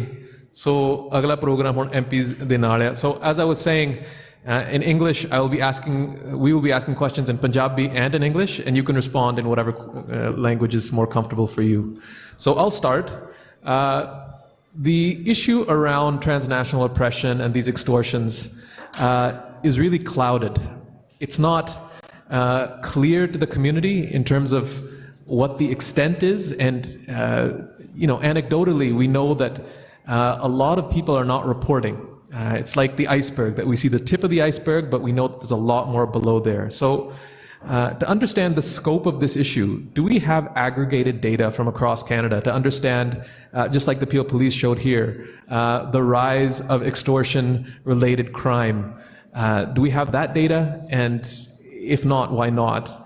And do we have an idea of how many duties to warn have been given in Canada? So we know that Sikh activists continue to get duties to warn, and my organization is aware of at least a dozen, at least 12 duties to warn. Do we have that information as to how many duties to warn have been given? And my final question that's related is that we understand that 3 individuals tied to extortion investigations were recently deported. The government hasn't released their names. Were they convicted of any crimes, or were they deported for immigration status issues? Why are the arrests and deportations being done in secret? So in Punjabi, ਸਭ ਤੋਂ ਪਹਿਲਾ ਸਵਾਲ ਇਹ ਆ ਕਿ ਸਾਡੇ ਕੋਲ ਜਿਹੜੇ ਐਕਸਟੋਰਸ਼ਨ ਹੋ ਰਹੇ ਨੇ ਕੈਨੇਡਾ ਭਰ ਦੀ ਡੇਟਾ ਸਾਡੇ ਕੋਲ ਹੈਗੀ ਆ ਕੋਈ? ਦੂਸਰੀ, ਜਿਹੜੇ ਡਿਊਟੀਜ਼ ਟੂ ਵਾਰਨ ਮਿਲ ਰਹੇ ਨੇ, ਜਿਹੜੇ ਸਿੱਖ ਆਗੂਆਂ ਨੂੰ ਜਾਂ ਸਿੱਖ ਕਮਿਊਨਿਟੀ ਮੈਂਬਰਸ ਨੂੰ ਡਿਊਟੀਜ਼ ਟੂ ਵਾਰਨ ਮਿਲ ਰਹੇ ਨੇ, ਉਹਨਾਂ ਦੀ ਕੋਈ ਗਿਣਤੀ ਹੈ ਸਾਡੇ ਕੋਲ? ਤੇ ਤੀਸਰੀ ਗੱਲ ਕਿ ਇਹ ਖਬਰ ਆਈ ਆ ਕਿ 3 ਜਾਣੇ ਕੈਨੇਡਾ ਵਿੱਚੋਂ ਕੱਢੇ ਗਏ ਨੇ ਐਕਸਟੋਰਸ਼ਨਾਂ ਦੇ ਕ੍ਰਾਈਮ ਕਰਕੇ, ਉਹਨਾਂ ਦੇ ਨਾਂ ਨਹੀਂ ਰਿਲੀਜ਼ ਹੋਏ। ਕੋਈ ਰੀਜ਼ਨ ਹੈ ਕਿ ਉਹਨਾਂ ਦੇ ਨਾਂ ਰਿਲੀਜ਼ ਕਿਉਂ ਨਹੀਂ ਹੋ ਰਹੇ ਤੇ ਉਹ ਕਿਉਂ ਇੱਥੋਂ ਡਿਪੋਰਟ ਹੋਏ ਨੇ? ਉਹਨਾਂ ਦੀ ਕੋਈ ਕ੍ਰਿਮੀਨਲ ਕਨਵਿਕਸ਼ਨ ਹੋਈ ਆ ਜਾਂ ਕੋਈ ਇਮੀਗ੍ਰੇਸ਼ਨ ਸਟੇਟਸ ਕਰਕੇ ਉਹਨਾਂ ਨੂੰ ਕੱਢਿਆ ਗਿਆ ਆ? ਸੋ ਇਹ ਮੇਰੇ ਸਵਾਲ ਨੇ। ਸੋ whoever wants to handle that one. Okay, maybe I will go from the bottom, like from your last question, because I think it's a recent news story that's just come out about the removals that happened in BC, and they're ongoing. There's about 96 investigations that are happening right now that have been referred from the Surrey Police and the provincial task force there. from regional police associations, I guess, to the task force, and the task force embedded in them has CBSA, and so CBSA is reviewing those requests. Those people were not charged. They have been removed due to being in, due to contravening IRPA, the Immigration Act, and so that is the basis for those removals. There has been an ask from many people in the community that if people at a lower threshold could be removed, it could help disrupt criminal organizations. And so one of the things that we discussed at the summit in Surrey was the importance of course, investigations, but also being able to disrupt criminal activity. Of course, the ultimate goal is always to collect evidence, to lay charges, to prosecute. But where that is not, where they're unable to do that for certain reasons, there may be people that could be removed due to IRPA violations. And so this is one way of disrupting organized crime in a quicker, efficient manner. And I think that is what the community has been asking for. At least I've been hearing quite clearly from them that they want people who are involved and don't have status here in Canada to be removed. And so through these investigations of about 95 or 96, we'll see if further removals are made. But I know that you'll probably be hearing more news that will be made public on that in the coming weeks. As for a database of aggregated information, there is a conversation happening right now with Stats Canada as to how that could be done. But I will say that in February of 2024, we struck a national coordination support team at the RCMP level, a federal support team to deal with extortions alone. And that team coordinates across the country, connecting cases from region to region. The challenge with this issue in terms of, and I think eventually we can get the disaggregated data, but right now the issue is complex and has many different layers, and the extortions fall under different categories. So it's not conclusive that many of these extortion cases that we're hearing about today have links to any foreign interference, but they may or may not at times have links to transnational crime. So that is the challenge, right? And until an investigation is complete on a file, it's hard to know what that link of source was. How many duties to warn? Maybe I will pass this question, duties to warn. Can I pass that one on to you? What do you want to know about that? Because that is like protected under privacy in terms of with the RCMP or local police, with the individual. What is the question about the duties to warn?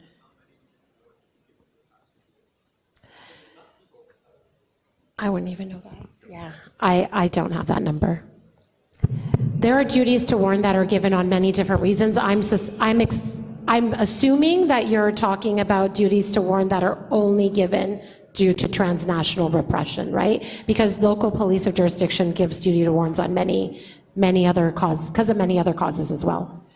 So I don't know. There was a number released a little while back. I believe that number was 12 or 15. 12 was the number that was last released. That's the only number that I'm aware of to date. Okay, I have a follow-up on that. So एक बेनती है कि चुप दा दान बख्शो, थोड़े ज़्यादा noise आ रही है, सारे चुप दा दान बख्शो. Individuals who receive duties to warn, so they have approached my organization and other organizations that have put this town hall together. And what we're hearing is that there are very few supports available to the individual. So you can correct me if I'm mistaken. The individual is given a piece of paper, and then that paper is taken back. And one really shocking case that has come to my attention, it was from the West Coast. The individual asked, "What should I do?" And the answer he got was, "You got to do what you got to do." And then the other real glaring issue here is that the source of the threat is also not disclosed, if I'm correct. In one case, the individual told me that he was interviewed as to who might be responsible, who do you think might be responsible, and 6 months after this duty to warn was given, he approached the RCMP and was told, this is a decades-long conflict, and we don't expect that the duty to warn is going to expire anytime soon.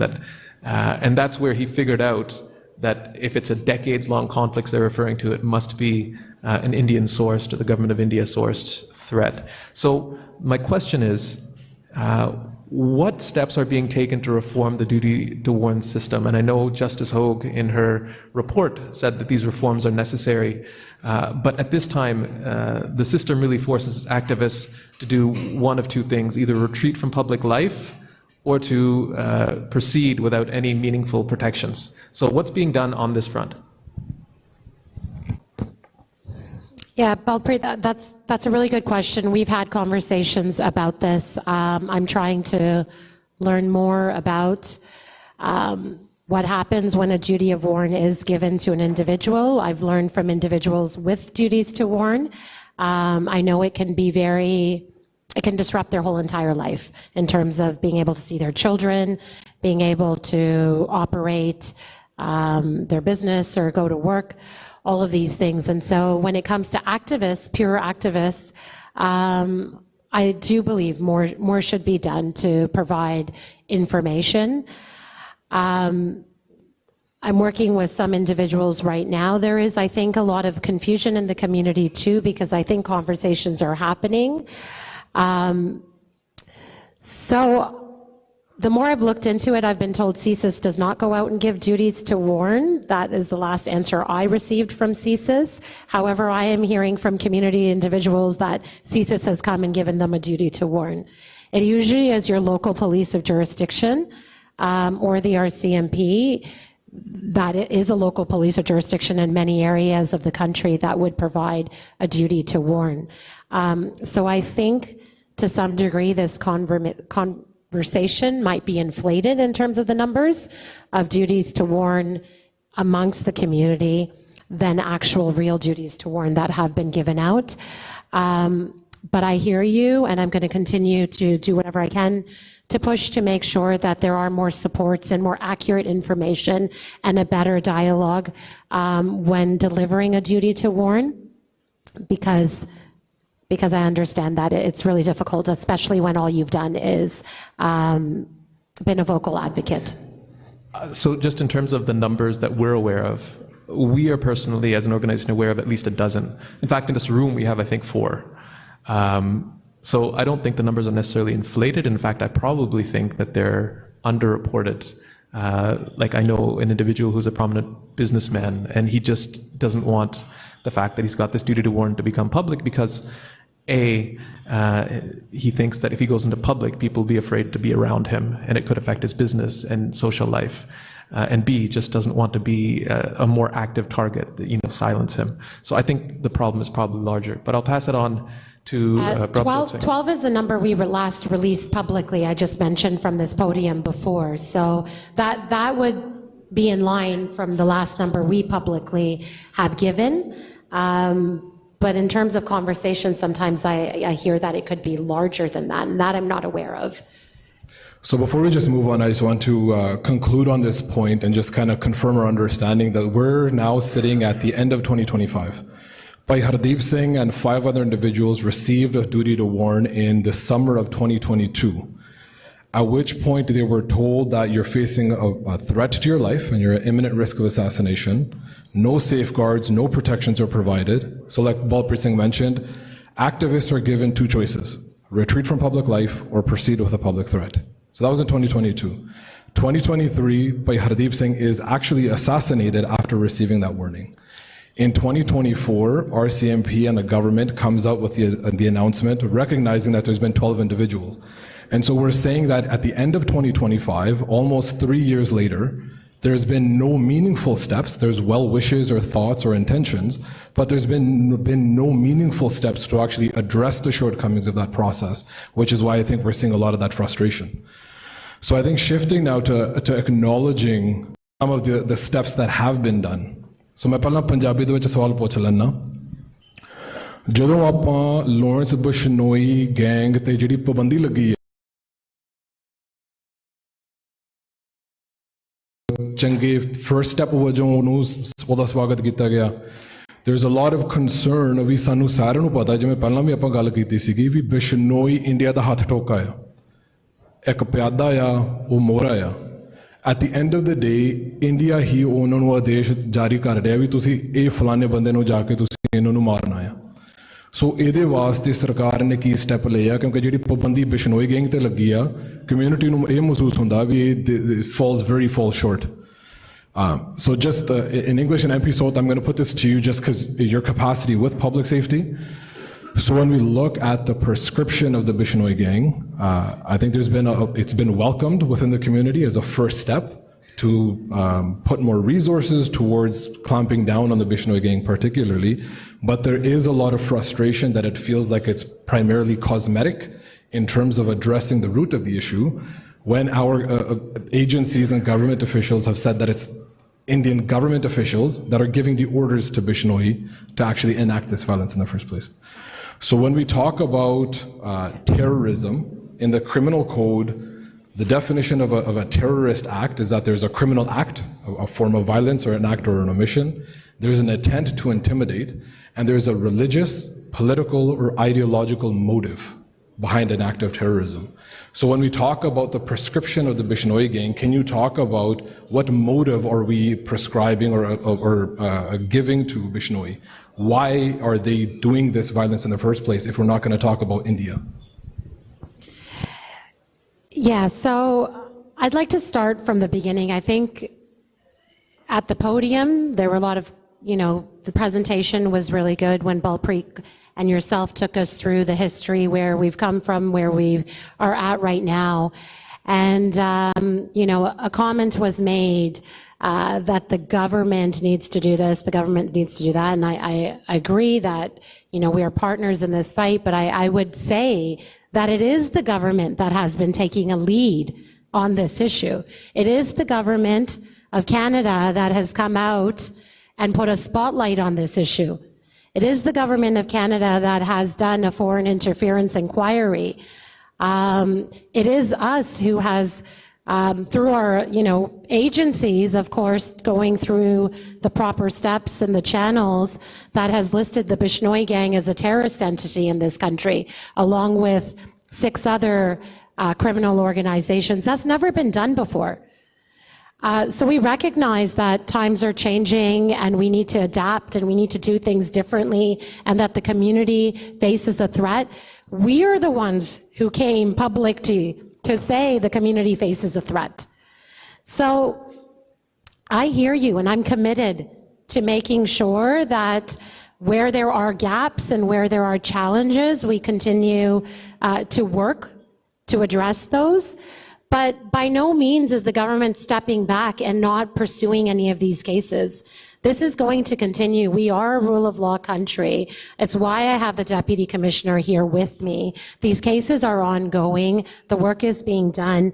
As for the duties to warn, I give you my commitment today that I'm going to go back and figure out how we can do better in order to provide safety plans and work with those that have been given duties to warn.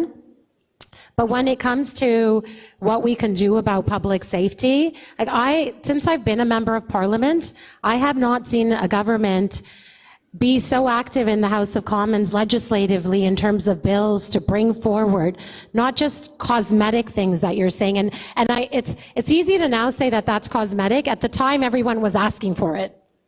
Right? Let me just say, everybody was saying, you've got to list Bishnoi as a terrorist entity. Premiers were calling for it. Our mayor was calling for it. Everybody was calling for it. And there's a process. And that does give tools to our law enforcement agency here on the ground. Chief Nish has said that that is a welcome change because that will, if a case is connected to that, if that's where the strings lead, that gives them immense power to act and maybe even disrupt the crime from happening in the first place. That's important. That's what I think the community wants to see. But In terms of other changes we've brought forward, there's many, many pieces of legislation that are currently in the House that we as a minority need support for. First is C2, and I would say even before C2, that's the Stronger Borders Bill. Investment of $1.8 billion at our borders. This is unprecedented. No government has put so much money to beefing up their national security and their border security. We are now in process of hiring 1,000 new CBSA agents that will help with removals, that will help stop incoming bad actors through our borders, of course. They are the first line of defense. 1,000 new RCMP personnel that can help put more resources towards this extortion issue and transnational crime and repression across this country. So that's very important. But also lawful access tools. Lawful access is tools given to police to be able to connect, because you're saying what's the root source? What's the root cause? In order to be able to often figure out who is connected at the end of a compute, whether it's an IP address or whether it's a phone number or there's tracing devices involved. If someone is being followed and there's a tracing device, right now police does not have the capacity, right, to be able to go after that. And there's many cases that were listed up there that are non-business related extortion cases. And one of the highest types of extortion cases that the country is dealing with is child exploitation. That's a huge issue. Far more cases, like 30,000 about just last year in this country. Lawful access tools would help us protect our kids. That's a big issue. I know the issue we're here to talk about today is narrow, but I'm just saying it would help immensely in this issue. And it would help in many other crimes that are even, that we have many, many more reports on. And so I'd love the help of the community to push the Conservatives, to push parliamentarians on all sides to support these bills. Sorry, I'm just gonna step in really quick. I'm being mindful of time, and so just want to go back to the question and just honing in, because I acknowledge the context. It's very helpful. And to clarify, I acknowledged from the beginning that the community welcomed the prescription of the gang. The issue or the question is about what motive are we ascribing to the Bishnoi gang, and recognizing that India is the one that's directing a terrorist entity to conduct violence in Canada. In other cases, well, see, you're deriving Iran, to conclusions for Iran, that I'm not able I'm going to finish my question. Support necessarily. I'm going to finish the question. So in the example of Iran, for example, Canada has designated or acknowledged Iran as a sponsor of terrorism. If Amit Shah and Indian government officials are the ones who are directing the Bishnoi gang, a terrorist organization in Canada, are we going to acknowledge India as a state sponsor of terrorism? That's a good question. We're not at that point in any of these cases. So that's what's important. You're asking me to be the judge here in the trial today, and I'm not. So there's a process to legal cases, and that case has to go through the court system. It has to take intelligence and make it and turn it into evidence, and then we can see what the result of that will be. But to sit here today and to say that every extortion case that is coming forward that we can conclusively, or as far as I'm not the ones doing the investigations. None of the politicians up here are responsible for investigations. We have to take the lead from our law enforcement, and they have definitely told us when they came out in November 2023 in that press conference that was referenced that there was some link to initial cases. But right now, what our local police is telling us is that they're not able to establish that link in many other cases. And so, absolutely, if the link is established at some point and it comes out in a court case, then it gives us the ability to do more.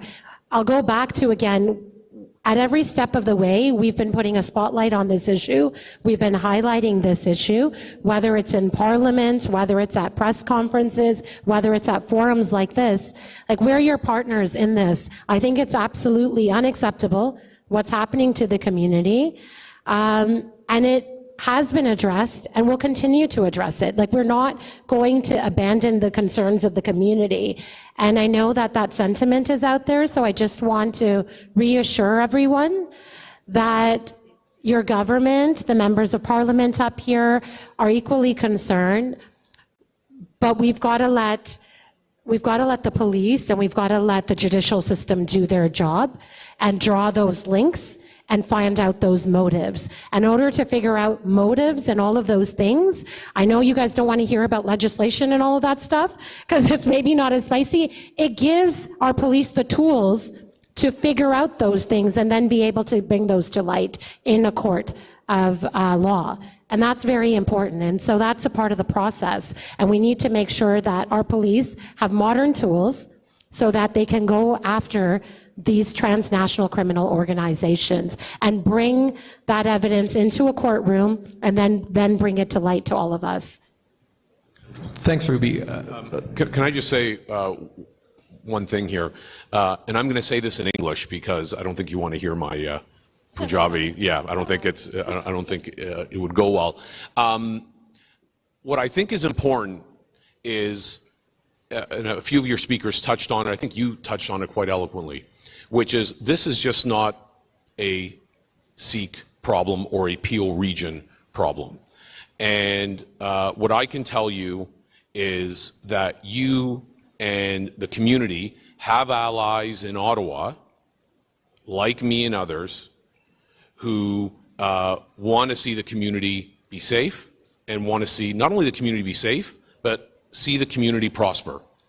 And that's why our new government is focused on some of the legislation that you heard Minister Sahota talk about, and there's others.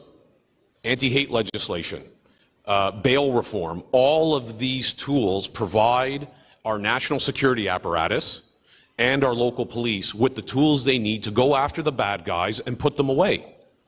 We don't enforce the laws. You don't want the federal government to enforce the laws, because if we have to enforce the laws, things have gone really, really bad. That is the job of the province and your local police force.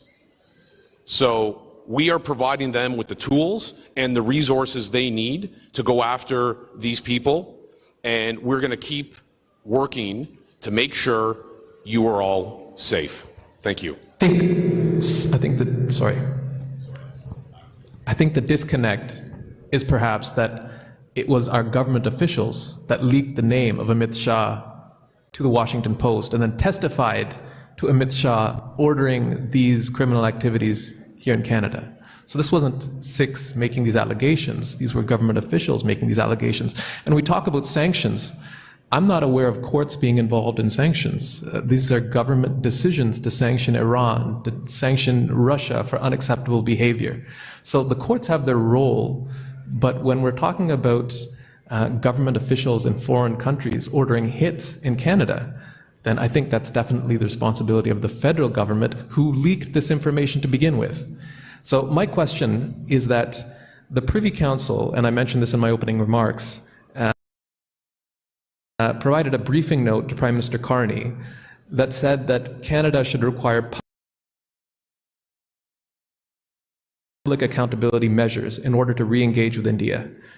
Why haven't we seen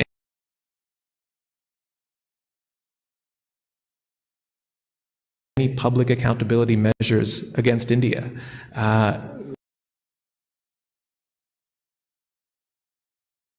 Continue to deny any responsibility for any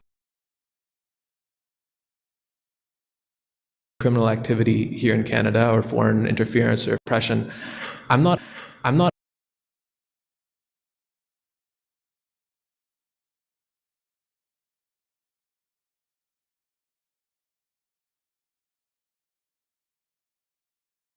activity here in Canada or foreign interference or transnational oppression. I'm not aware of any accountability measures. So will you commit today to push your cause? ਕਰ ਰਹੇ ਨੇ ਤੇ accountability ਹੋਣੀ ਚਾਹੀਦੀ ਹੈ, ਕੋਈ ਜਵਾਬਦੇਹ ਹੋਣੇ ਚਾਹੀਦੇ ਨੇ ਕਿ ਅੱਜ ਸਾਡੇ ਜਿਹੜੇ ਐਮਪੀ ਨੇ ਉਹ ਆਪਣੀ ਸਰਕਾਰ ਨੂੰ ਤੇ ਪ੍ਰਾਈਮ ਮਿਨਿਸਟਰ ਨੂੰ ਇਹ ਕਹਿਣਗੇ ਕਿ ਇੰਡੀਆ ਨੂੰ ਜਵਾਬਦੇਹ ਹੋਲਡ ਕਰਨਾ ਜ਼ਰੂਰੀ ਹੈਗਾ ਹੈ। Of course, public accountability would be very welcome. I wasn't pleased by some of the comments that the High Commissioner has made. I think news in terms of those comments and with the media, I think you saw some retraction of that in a follow-up interview that the High Commissioner did. But anyways, those are, is that along the way, when Prime Minister Carney met with Prime Minister Modi, when our trade minister met with their trade minister, when our foreign affairs minister met with their foreign affairs minister, when our national security advisor and our commissioner of the RCMP went and met with their law enforcement officials, this issue has always come up. It's always been front and central. It's always been a part of the conversation, and I think it's necessary to have dialogue and to have that conversation. So those are ongoing conversations.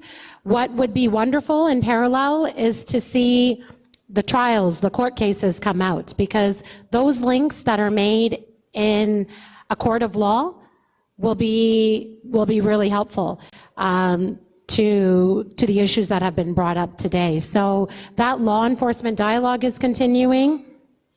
What's happening in our courts of law, the investigations that our law enforcement are doing are all continuing, and we also will continue to call on the Indian government to acknowledge what they are willing to acknowledge at this point. But the pressure is continuing to be put on, and in every conversation we're bringing up and raising that issue at every point. And so I want everyone to recognize that that is not something that's been swept under the carpet by any means. It's brought up at every occasion we have any conversation with Indian officials.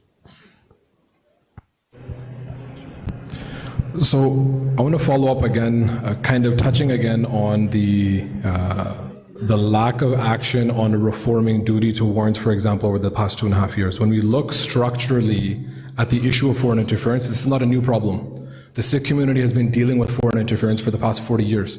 We've been being targeted by transnational repression for the past 40 years. What lessons has the government learned is our concern. In 2020, the National Security and Intelligence Committee of Parliamentarians published an annual report. In that report, every mention of India and Canada's failures to address Indian foreign interference was completely redacted. When that unredacted report gets published or reported on in the media, it talks very clearly about the government making explicit, intentional policy decisions to pull punches and not clamp down on Indian intelligence networks in Canada in order to further their foreign policy priorities, exporting canola and the Prime Minister's trip that was coming up to India at that time. The NZCOP published in their report that Canada is vulnerable to foreign interference because the tools to combat foreign interference are controlled by the Foreign Affairs Ministry, and foreign policy priorities and economic trade interests continually prioritize domestic harms of foreign interference. So that's coming from the NZCOP report, not from Prabhat Singh or Balpreet Singh. So if that report is published in 2020, 5 years ago, where we've had a bipartisan committee talking about this massive vulnerability, and 5 years later, we're now seeing this realignment and restoration of ties and normalization with India, again, to further economic interests, to the detriment of public safety. What lessons have been learned? What has changed in those past 5 years?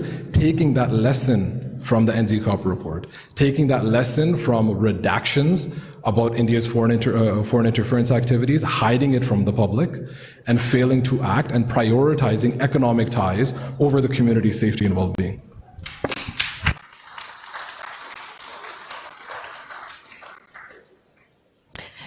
So all along, trade has continued with India, all countries that are also vulnerable to foreign interference. It's not just Canada. This is across the board in Western countries that we have seen cases, and that was also brought up during the inquiry. Canada is not alone when it comes to this type of foreign interference or transnational repression. When you say that any of this comes to the detriment of public safety, that is just absolutely not true. That is not true. And that's all I have to say about that, because law enforcement does not take, as MP Gasparo was just saying right now, PS Gasparo, law enforcement does not take direction from us. There is a clear, distinct divide between the political side and the law enforcement side when it comes to pursuing cases. And so any trade never stopped, right? In all these years, like even when in 2023, the National Security Advisor, the Prime Minister came out, brought this into the spotlight, wanted Canadians to know, we want to educate the Sikh community and all communities as to how transnational repression and foreign interference can impact communities. There's educational campaigns happening with CSIS. That's evolved in the way that CSIS treats these issues. I think there's been a real evolution as to how to work with communities, and you've had more interaction with CSIS than ever in the past. Can there be improvements made? Sure, and I'm willing and committed, like I said, to continue working on that, to make even further improvements. But there is an open dialogue happening with the community, and there is a recognition that there are issues and that those issues will be tackled by law enforcement. So we will never do anything that is a detriment to public safety. Public safety is our first priority.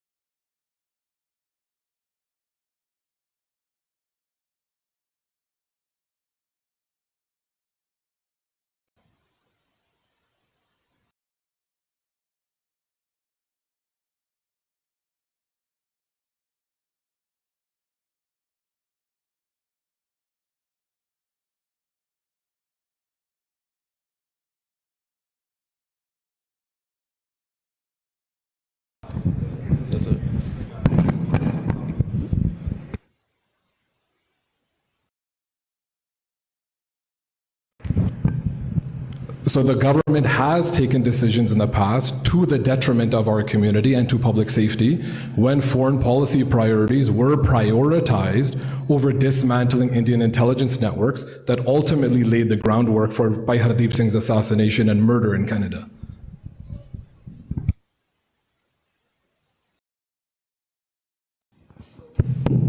I'm going to now, ਹੁਣ program ਜਿਹੜਾ ਆਇਆ ਹੁਣ ਅੱਗੇ ਵਧਣਾ ਆ if on the panel Amandeep ਜੀ ਸੋਨੀਆ ਜੀ ਤੁਸੀਂ briefly ਕੋਈ ਆਪਣੇ remark ਦੇਣੇ ਨੇ I think more than happy to hear from you ਤੇ ਉਸ ਤੋਂ ਬਾਅਦ ਜਿਹੜੇ ਸੰਗਤ ਦੇ ਵਿੱਚ ਸਵਾਲ ਪੁੱਛਣਾ ਚਾਹੁੰਦੇ ਨੇ ਉਹਨਾਂ ਨੂੰ ਮੌਕਾ ਦਿੱਤਾ ਹੁਣ ਜਾਊਗਾ so briefly ਜੇ ਤੁਸੀਂ ਆਪਣੇ remarks ਦੇਣੇ ਨੇ ਉਸ ਤੋਂ ਬਾਅਦ ਫਿਰ ਸੰਗਤ ਨੂੰ ਮੌਕਾ ਦਿੱਤਾ ਜਾਊਗਾ I'll pass it on to my colleagues if they want to say anything, but I wanted to also mention 2 other measures that have been long awaited. I believe the Foreign Interference Registry and Commissioner that is being appointed, and I think in the coming weeks there is going to be a name announced very soon for that registry. That's another measure that our government is taking to bring more transparency to this issue and at least give more teeth to the ability of law enforcement and our security agencies to be able to act when someone is doing activity in a clandestine way. Waheguru ji ਕਾ ਖਾਲਸਾ ਵਾਹਿਗੁਰੂ ਜੀ ਕੀ ਫਤਿਹ ਜਿਹੜੇ ਮੈਨੂੰ ਨਹੀਂ ਜਾਣਦੇ ਮੇਰਾ ਨਾਮ ਹੈ ਅਮਨਦੀਪ ਸੋਢੀ ਤੇ ਮੈਂ ਸਭ ਤੋਂ ਨਵੀਂ ਮੈਂਬਰ ਆਫ ਪਾਰਲੀਮੈਂਟ ਹੈਗੀ ਹਾਂ ਬਰੈਂਪਟਨ ਦੇ ਵਿੱਚ ਸਭ ਤੋਂ ਪਹਿਲਾਂ ਮੈਂ ਸਾਰੀ ਸੰਗਤ ਦਾ ਧੰਨਵਾਦ ਕਰਨਾ ਚਾਹੁੰਦੀ ਹਾਂ ਤੁਸੀਂ ਅੱਜ ਇੱਥੇ ਆਏ ਹੋ ਆਪਣੇ ਵਿਚਾਰ ਸਾਂਝੇ ਕਰਨ ਆਏ ਹੋ ਸਾਡੇ ਨਾਲ ਤੇ ਸਾਡੇ ਨਾਲ ਗੱਲਾਂ ਕਰਨ ਆਏ ਹੋ ਵੀ ਅਸੀਂ ਕਿਵੇਂ ਤੁਹਾਨੂੰ ਅੱਗੇ ਸਪੋਰਟ ਕਰ ਸਕੀਏ ਮਿਨਿਸਟਰ ਸਹੋਰਾ ਨੇ ਵੀ ਕਿਹਾ ਸੀਗਾ ਮੈਂ ਅੱਗੇ ਉਹਦੇ ਤੇ ਐਲੈਬੋਰੇਟ ਕਰਨਾ ਚਾਹੁੰਦੀ ਹਾਂ ਵੀ ਜਿਹੜੇ ਇਸ਼ੂਜ਼ ਸਾਡੀ ਕਮਿਊਨਿਟੀ ਫੇਸ ਕਰਦੀ ਆ ਉਹਦੇ ਬਾਰੇ ਅਸੀਂ ਭੁੱਲੇ ਨਹੀਂ ਹੈਗੇ ਅਸੀਂ ਕਦੀ ਤੁਹਾਨੂੰ ਭੁੱਲਾਂਗੇ ਨਹੀਂ And we will never forget what has happened in our country over the last few years. With every discussion that we've had amongst Sikh caucus or with other elected officials within our government, we have always prioritized this notion of Sikh Canadians and the safety of Sikh Canadians here in Canada, and that's something that we will continue to bring up. That is something that we will continue to fight for, because we know that Sikh issues are not just Sikh issues, but they are Canadian issues. All of you here today are here as an advocate, and as are we. We're here together as one big family to combat these issues that our community is facing. Our community is one of the most joint, unified communities that there is here in Canada and that we have. ਮੈਨੂੰ ਇੱਕ ਚੀਜ਼ ਸਿੱਖ ਕੌਮ ਦੇ ਬਾਰੇ ਬਹੁਤ ਵਧੀਆ ਲੱਗਦੀ ਆ is ਜੇ ਇੱਕ ਜਣਾ ਕਹੇ ਵੀ ਮੈਨੂੰ ਜ਼ਰੂਰਤ ਆ ਤਾਂ ਆਪਾਂ 10 ਜਣੇ ਖੜੇ ਹੁੰਨੇ ਆ ਉਹਦੇ ਪਿੱਛੇ.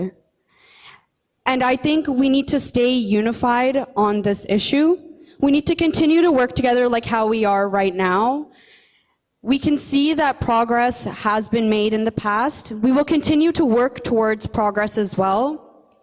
And as much as you guys need us politicians, we need you guys just as much, if not even more, because our strength is you guys. To amplify what we are doing is through you. To help us in what we do is also through you. So that's what I'd like to say to you guys today. Baki jehde vi assi hor measures chak sakde hain, tusi please sanu dassiyo, because your feedback is very, very valuable to us. Assi sare ithe aj ta aaya because we agree on the same issue. We have the same values and the beliefs, and we have the same concerns. So whatever it is that we can continue to do to help you guys, we're here. We're here for you, and we ultimately are one big family working towards the same goal. So, Waheguru Ji Ka Khalsa, Waheguru Ji Ki Fateh. Waheguru ji ਕਾ ਖਾਲਸਾ ਵਾਹਿਗੁਰੂ ਜੀ ਕੀ ਫਤਿਹ ਮੇਰਾ ਨਾਮ ਸੋਨੀਆ ਸਿੱਧੂ ਮੈਂ member parliament Brampton south ਤੋਂ ਹਾਂ ਜਿਵੇਂ ਅਮਨ ਨੇ ਕਿਹਾ ਹੈਗਾ ਕਿ this is a Canadian issue. We are a big family. ਪਰ ਮੈਂ ਇਹਦੇ ਨਾਲ ਦੋ ਚਾਰ ਚੀਜ਼ਾਂ ਹੋਰ ਵੀ ਮੈਂ ਕਹਿਣਾ ਚਾਹੁੰਦੀ ਹਾਂ ਇਹ 3-4 ਸਾਲ ਤੋਂ ਜਿਹੜੀ ਕਮਿਊਨਿਟੀਜ਼ ਨੂੰ just not here in Brampton Surrey Edmonton Montreal ਜਿਹੜੀ ਕਾਫੀ ਕਮਿਊਨਿਟੀ ਨੇ ਐਕਸਟੋਰਸ਼ਨਸ ਕੱਲੇ ਐਕਸਟੋਰਸ਼ਨਸ ਦੀ ਗੱਲ ਨਹੀਂ ਹੋਰ ਵੀ ਜਿਹੜੀਆਂ ਹੈਗੀਆਂ these are the Canadian issue. ਮੈਂ ਬਹੁਤ ਥੈਂਕ ਯੂ ਕਰਨਾ ਚਾਹੁੰਦੀ ਹਾਂ ਆਰਗੇਨਾਈਜ਼ਰਸ ਨੂੰ ਕਿਉਂਕਿ ਸਾਨੂੰ ਹੋਰ ਇਹੋ ਜਿਹੀਆਂ ਮੀਟਿੰਗਸ ਦੀ ਲੋੜ ਆ ਜਿੱਥੇ ਇੱਕ ਫੈਡਰਲ ਗਵਰਨਮੈਂਟ ਦੇ ਇਕੱਲੇ ਨਾਲ ਹੱਲ ਨਹੀਂ ਨਿਕਲਣਾ ਜਦੋਂ ਅਸੀਂ ਸਾਰੇ ਰਲ ਕੇ communities provincial government municipal and police forces agencies ਜਦੋਂ ਅਸੀਂ ਇਕੱਠੇ ਰਲ ਕੇ ਕੰਮ ਕਰਾਂਗੇ ਤਾਂ ਹੀ ਇਹਨਾਂ ਦਾ ਹੱਲ ਨਿਕਲਣਾ ਹੈਗਾ ਦੂਸਰਾ ਜਿਹੜੇ ਕੁਐਸਚਨ ਬਲਪ੍ਰੀਤ ਹੁਣੀ ਤੁਸੀਂ ਪਹਿਲਾਂ ਵੀ ਆਏ ਸੀਗੇ ਵੀ ਆਰ ਆਲ ਦੇਅਰ ਜੋ ਸਾਨੂੰ ਕੁਐਸਚਨ ਕਰਦੇ ਆ ਇਹਦੇ 'ਚ ਮੈਂ 3-4 ਚੀਜ਼ਾਂ ਹੋਰ ਕਹਿਣਾ ਚਾਹੂੰਗੀ ਪਹਿਲੀ ਗੱਲ ਤੇ ਮੈਂ ਰੂਬੀ ਨੂੰ ਬਹੁਤ ਧੰਨਵਾਦ ਕਹਿਣਾ ਚਾਹੂੰਗੀ ਕਿ we are one of you. We know that our community is hurting. So ਸਾਰੇ ਇਕੱਠੇ ਰਲ ਕੇ ਕਿ ਕੈਨੇਡਾ ਦੇ ਵਿੱਚ ਜਿਹੜੀ ਸਾਡੀ ਕਮਿਊਨਿਟੀ ਨੂੰ ਸਾਰਿਆਂ ਨੂੰ because this is a Canadian issue. We are a part of the Canadian community. So ਅਸੀਂ ਇਕੱਠੇ ਰਲ ਕੇ ਜਿਹਦੇ ਵਿੱਚ 4 ਬਿੱਲ ਆ Ruby is fighting because ਸਭ ਤੋਂ ਪਹਿਲਾਂ ਮੈਂ ਪ੍ਰਾਈਮ ਮਿਨਿਸਟਰ ਕਾਰਨੀ ਜਿਹੜੇ ਸਾਡੇ ਉਹਨਾਂ ਨੇ ਇੱਕ ਇਹ ਬਣਾ ਕੇ ਇੱਕ ਰੋਲ ਬਣਾਇਆ ਸਪੈਸ਼ਲ ਬ੍ਰੈਂਪਟਨ ਦੇ ਵਿੱਚ ਰੂਬੀ ਸਹੋਤਾ ਨੂੰ ਦਿੱਤਾ ਕਿ ਤਾਂ ਕਿ ਸਾਡੀ ਕਮਿਊਨਿਟੀ ਦੀ ਵੀ do care about that so ਇਹਦੇ 'ਚ ਜੇ C2 C12 C14 ਇਹ ਜਿਹੜੀਆਂ 3 ਜਿਹੜੇ ਬਿੱਲ ਆ she is fighting every other day It's not a blame game क्योंकि साडे कंजर्वेटिव पार्टी च भी मैंबर हैगे आ मैं अपील करना चाहूँगी कि तुसी सारे दूसरे मैंबरां नूं भी कहो ताकि असीं जिहड़े बिल इकट्ठे करके ताकि पुलिस एजेंसीज़ नूं जिहड़ियां होर इनहैंस मिलदे जिवें कि रूबी ने एक्सप्लेन दस्सिया एक्सप्लेनेशन दे विच कि जदों नंबर एक्सटोर्शनस दे विच नंबर आउंदे आ they can not trace out जे if they don't have that power so जिहड़ा C2 आ C14 आ ਤੇ ਦੂਸਰਾ ਜਿਹੜਾ C12 ਵਾ ਜੇ ਬਿੱਲ ਪਾਸ ਹੈ because we are in the minority ਤੇ ਜੇ ਇਹ ਦੂਸਰੀਆਂ ਪਾਰਟੀਆਂ ਦੇ ਨਾਲ ਇਹ ਪਾਸ ਹੋਣੇ ਆ, ਜਦੋਂ ਬਿੱਲ ਪਾਸ ਹੋ ਜਾਣਗੇ ਤਾਂ ਕਿ ਅਸੀਂ ਬਹੁਤ ਕੰਟਰੋਲ ਕਰ ਸਕਦੇ ਹਾਂ ਇਸ ਸਾਈਡ ਵੱਲੋਂ। ਪਰ ਜਿਹੜੀਆਂ ਕੁਝ ਪ੍ਰੋਬਲਮਸ ਅਸੀਂ ਇਕੱਠੇ ਰਲ ਕੇ ਲੈਟਸ ਵਰਕ ਟੂਗੈਦਰ, ਤੇ ਇੱਕ ਜਿਹੜੀ ਆ ਬਹੁਤ ਸਕਸੈਸਫੁਲ ਜਿਹੜੀ ਆ BC ਦੇ ਵਿੱਚ ਇੱਕ ਹੋਈ ਹੈਗੀ ਆ ਪੂਰੀ ਕਾਨਫਰੰਸ ਹੋਈ ਆ, ਸਮਿਟ ਹੋਈ ਆ, and then they are planning to do other one in Brampton GTA। ਤੇ ਇਹਦੇ ਵਿੱਚ ਜੇ ਤੁਸੀਂ ਕਹੋ ਕਿ ਅਸੀਂ ਸਾਰੇ ਹੀ ਰਲ ਕੇ ਪ੍ਰਾਈਮ ਮਿਨਿਸਟਰ ਨੂੰ ਟਾਈਮ ਤੇ ਟਾਈਮ ਅਸੀਂ ਰੇਜ਼ ਕਰਦੇ ਹਾਂ ਬਿਸ਼ਨੋਈ ਗੈਂਗ ਦੇ ਜਿਹੜਾ ਟੈਰਰਿਸਟ, ਉਹਦੇ 'ਚ ਮੈਂ ਹੋਰ ਵੀ ਕਹਿਣਾ ਚਾਹੁੰਦੀ, ਜਸਟ ਟੈਰਰਿਸਟ ਜਿਹੜਾ ਉਹ ਐਂਟੀਟੀ ਨਹੀਂ ਕਰਾਰ ਦਿੱਤੀ ਗਈ, ਉਹਦੇ ਵਿੱਚ ਹੋਰ ਵੀ ਮੋਰ ਸਟੈਪ ਅਦਰਸ ਜਿਹੜੇ ਆ ਉਹ ਉਹਦੇ 'ਤੇ ਕੀਤੇ ਗਏ ਹੈਗੇ ਆ। ਕੁਛ ਜਿਹੜੀਆਂ ਸਾਨੂੰ ਫੀਡਬੈਕ ਬਹੁਤ ਲੋੜ ਹੈਗੀ ਹੈ ਤੁਹਾਡੀ, ਤੇ ਕੋਈ ਵੀ ਐਕਸਟੋਰਸ਼ਨਸ ਦੀ ਕਾਲ ਆਉਂਦੀ ਆ, so just tell the police agencies.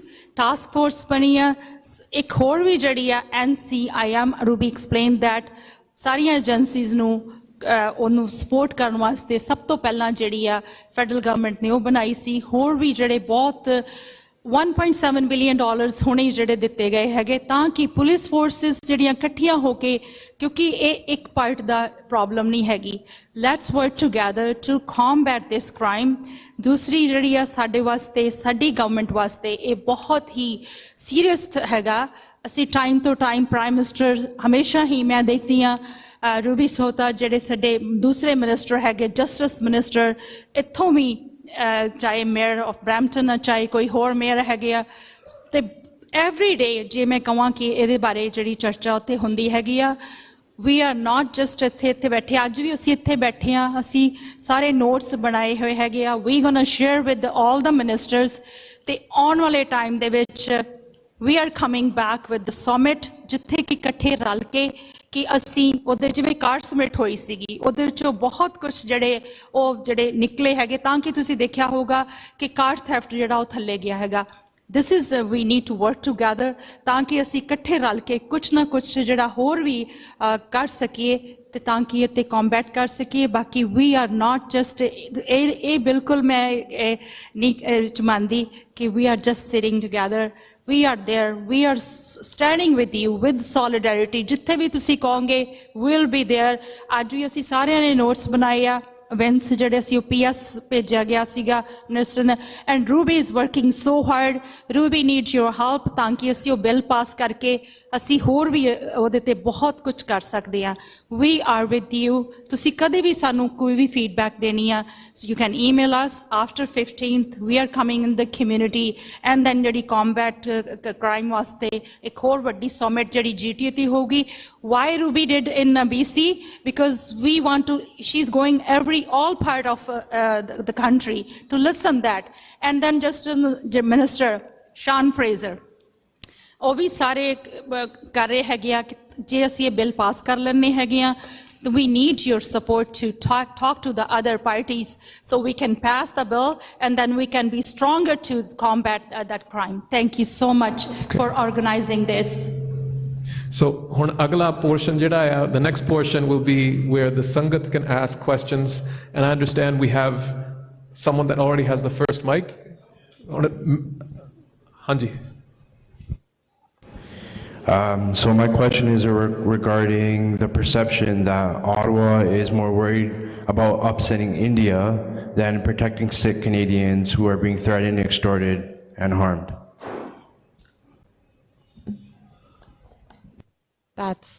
If that's a question, then that's not true. Two things can be done at the same time. So no, we are not worried about that. Law enforcement is still engaging on this issue. Our national security advisor is still engaging India at every opportunity on this issue. So it's not a concern.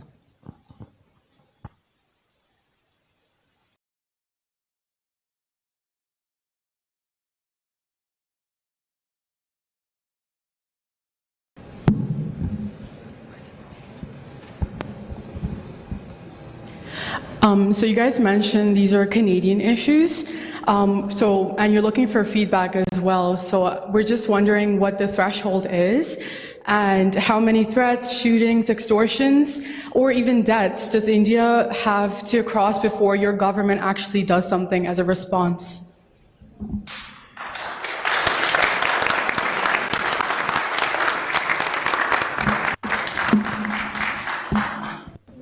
I just want to correct the narrative again. I think in Canada, we have done more to bring light to this issue than any country around the world. And these issues are happening in the UK, they're happening in the US, they're happening in New Zealand, Australia, all around. And it is only in Canada that our law enforcement agencies, our leaders have come out and addressed this issue, acknowledged this issue, and are tackling this issue head on. And so, you know, one death, one extortion, or one is too many. So I would just say that, like, I hear your frustration and pain maybe through that question, and our commitment again to you is that we're going to work to do whatever we can to address this issue. But Canada is a leader on this front. Canada has been vocal. Canada has been raising this issue. Canada is not worried about having this difficult conversation with any country that is involved in transnational repression. I also just wanted to add to that as well. There were discussions earlier about what the current government under Mark Carney is doing, and I really want to emphasize Bill C-2, which is our Strong Borders Act. So a $1.8 billion investment is going into this. We're protecting our borders nationally.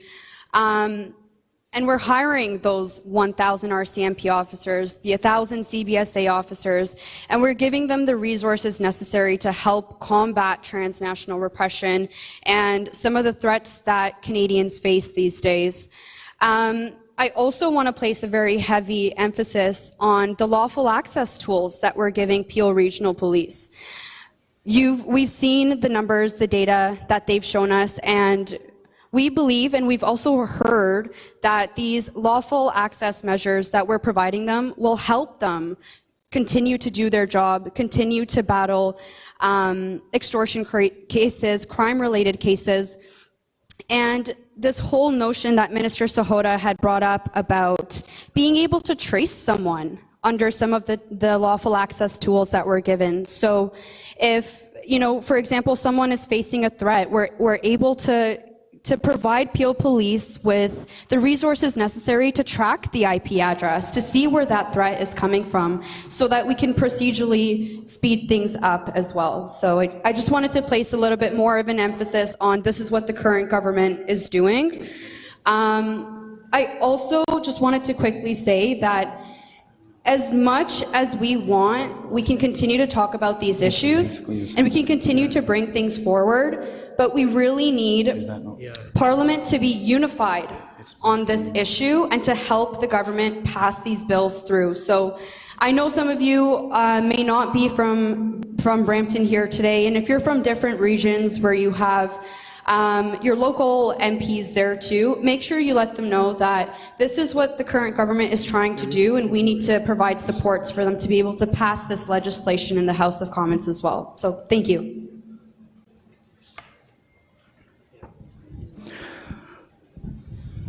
So one question from me is, so when Prime Minister Carney, Minister Anand, and Minister Sidhu are actively trying to appease India without any mention of safety, it's inferred by Sikhs that their safety isn't paramount. But this inference can be made by law enforcement that appeasing India is more important federally than holding them accountable, especially when law enforcement agencies themselves are telling the federal government not to move forward without accountability. So how can we believe that the federal directives being given to law enforcement about the safety of Sikhs and India's transnational repression are different than what's happening publicly?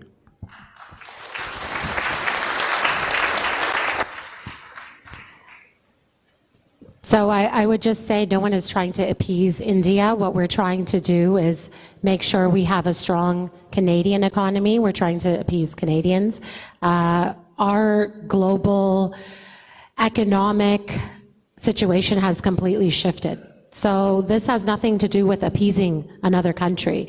This has to do with us continuing our economic stability, but not at the cost of public safety, not at the cost of anyone.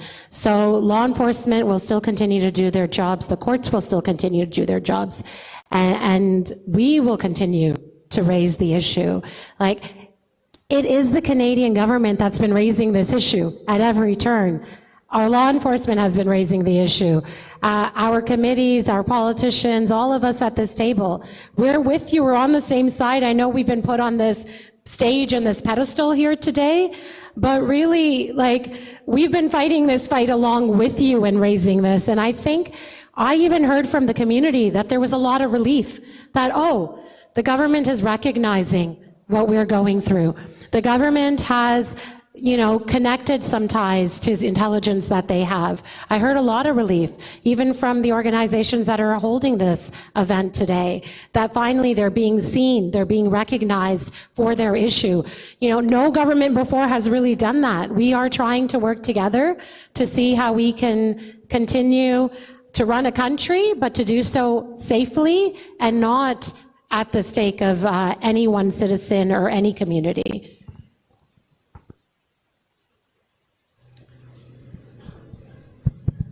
I have a quick question here at the back. So my question is, what is the Sikh caucus doing to inform the PM and the other members of the government of the community's concerns and hold the government accountable for substantive action? Amandeep just mentioned that this is something that the Sikh caucus talks about continuously with the Prime Minister.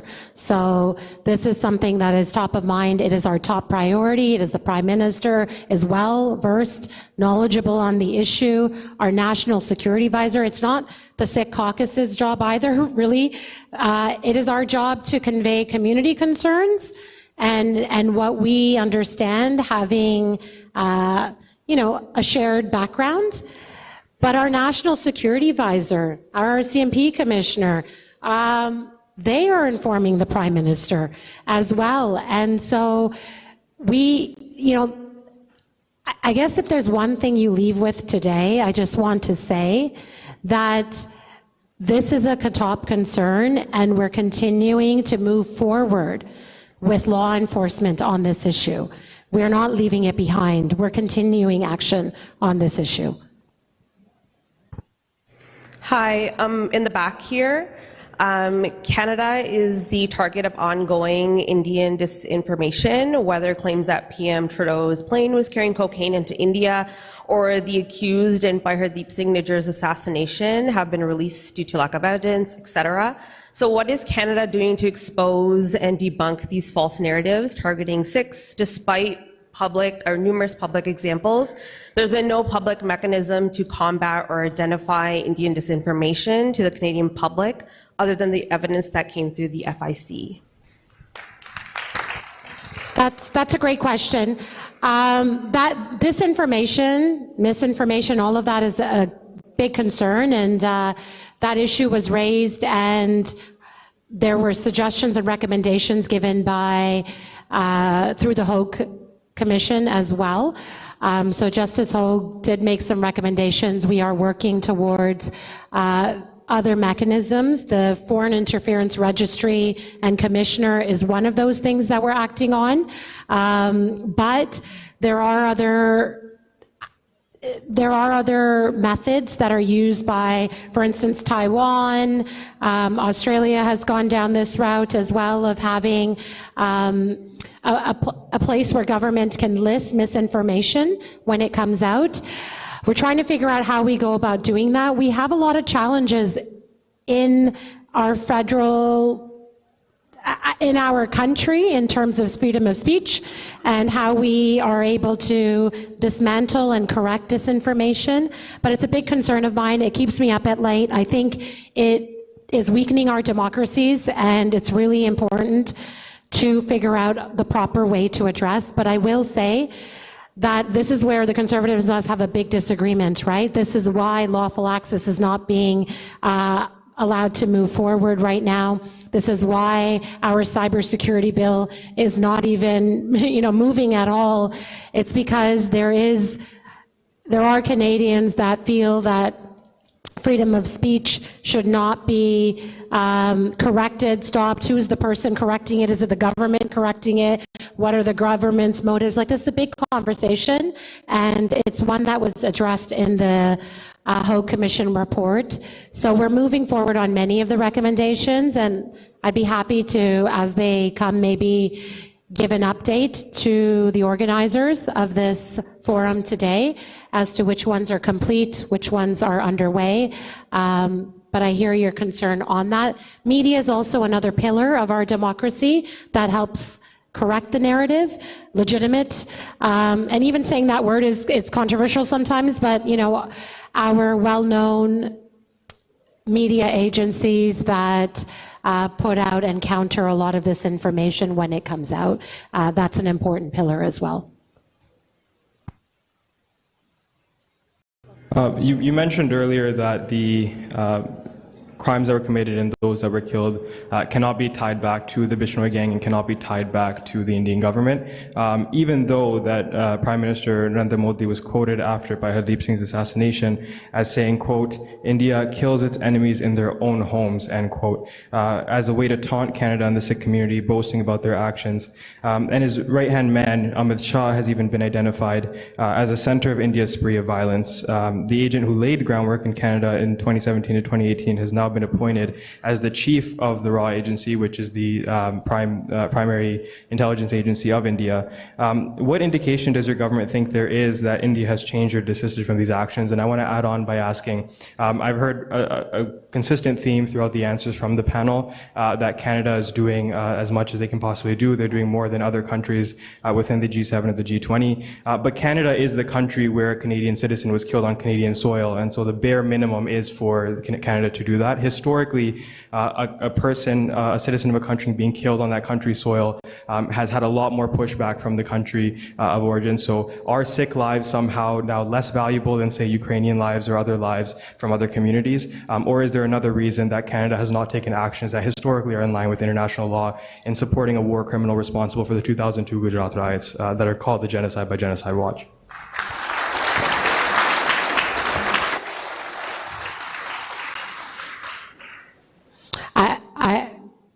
Thank you for that question. First, I'd say that when I had said that whether links could be drawn, I'm talking about all cases. I'm not drawing the links either, right? Like, I'm not doing the investigations. I feel some of the answers that are asked for here today are investigations that are ongoing, and we will have answers at one point when charges are laid. But Mayor Brown was here today, the chief was here. He said 267 charges have been laid related to extortions in the Peel region. And what they have told me is they can't draw those links. So that's what I'm saying. I'm not saying whether I just want to feel like drawing links or not drawing links. So what you're referencing is specific cases. And so there obviously have been links drawn in particular cases. And then there are many cases where there have been no links drawn. So I'm just saying that we have to distinguish between, when that chart was put up, all those cases. It is the government and our federal law enforcement that came out and drew those links. And absolutely, a Canadian was killed on Canadian soil, and I think that is like the most severe form of transnational repression we have ever seen, and that's exactly why we've come out and spoken clearly and loudly about that, and there's more work to continue to do on that front. So thank you for that question.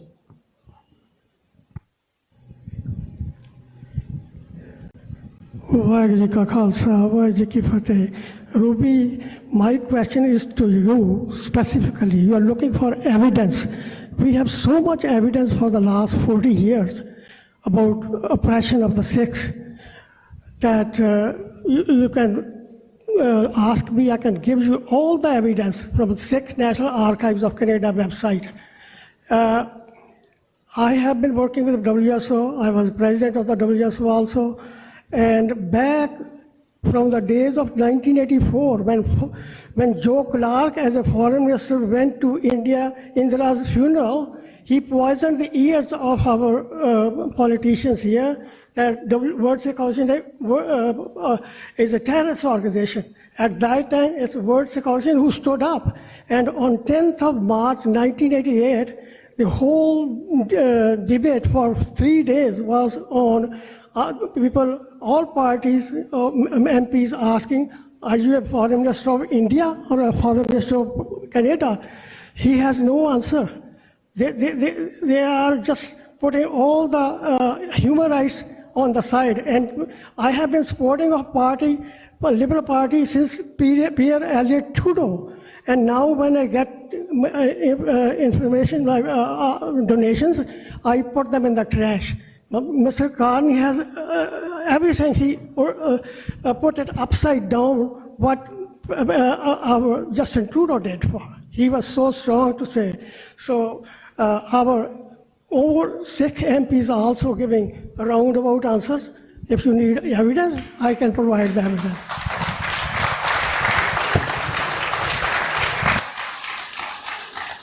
So, to that, Uncle Ji, thank you for that. मैं गोलमोल नहीं कर रही, मैनू position च इस तरह दी पाया है तुसी सारियां ने भी तुसी मैं तो लॉ एनफोर्समेंट दे आंसर मांग रहे हो and I can't give you that answer. मैं एविडेंस कोई नहीं मांग रही किसी तो मैनू एविडेंस की कोई लोड़ नहीं मैं भी अंडरस्टैंड करती हाँ भी अपनी कम्यूनिटी कित्थों आई हैगी आ किन्ना सिचुएशंस दे थ्रू लंघी हैगी आ पंजाब दे विच की होया हैगा I'm born and raised here but I understand the history and I understand the complications. I'm not asking for any evidence. That's not for me to like I'm not prosecuting these cases.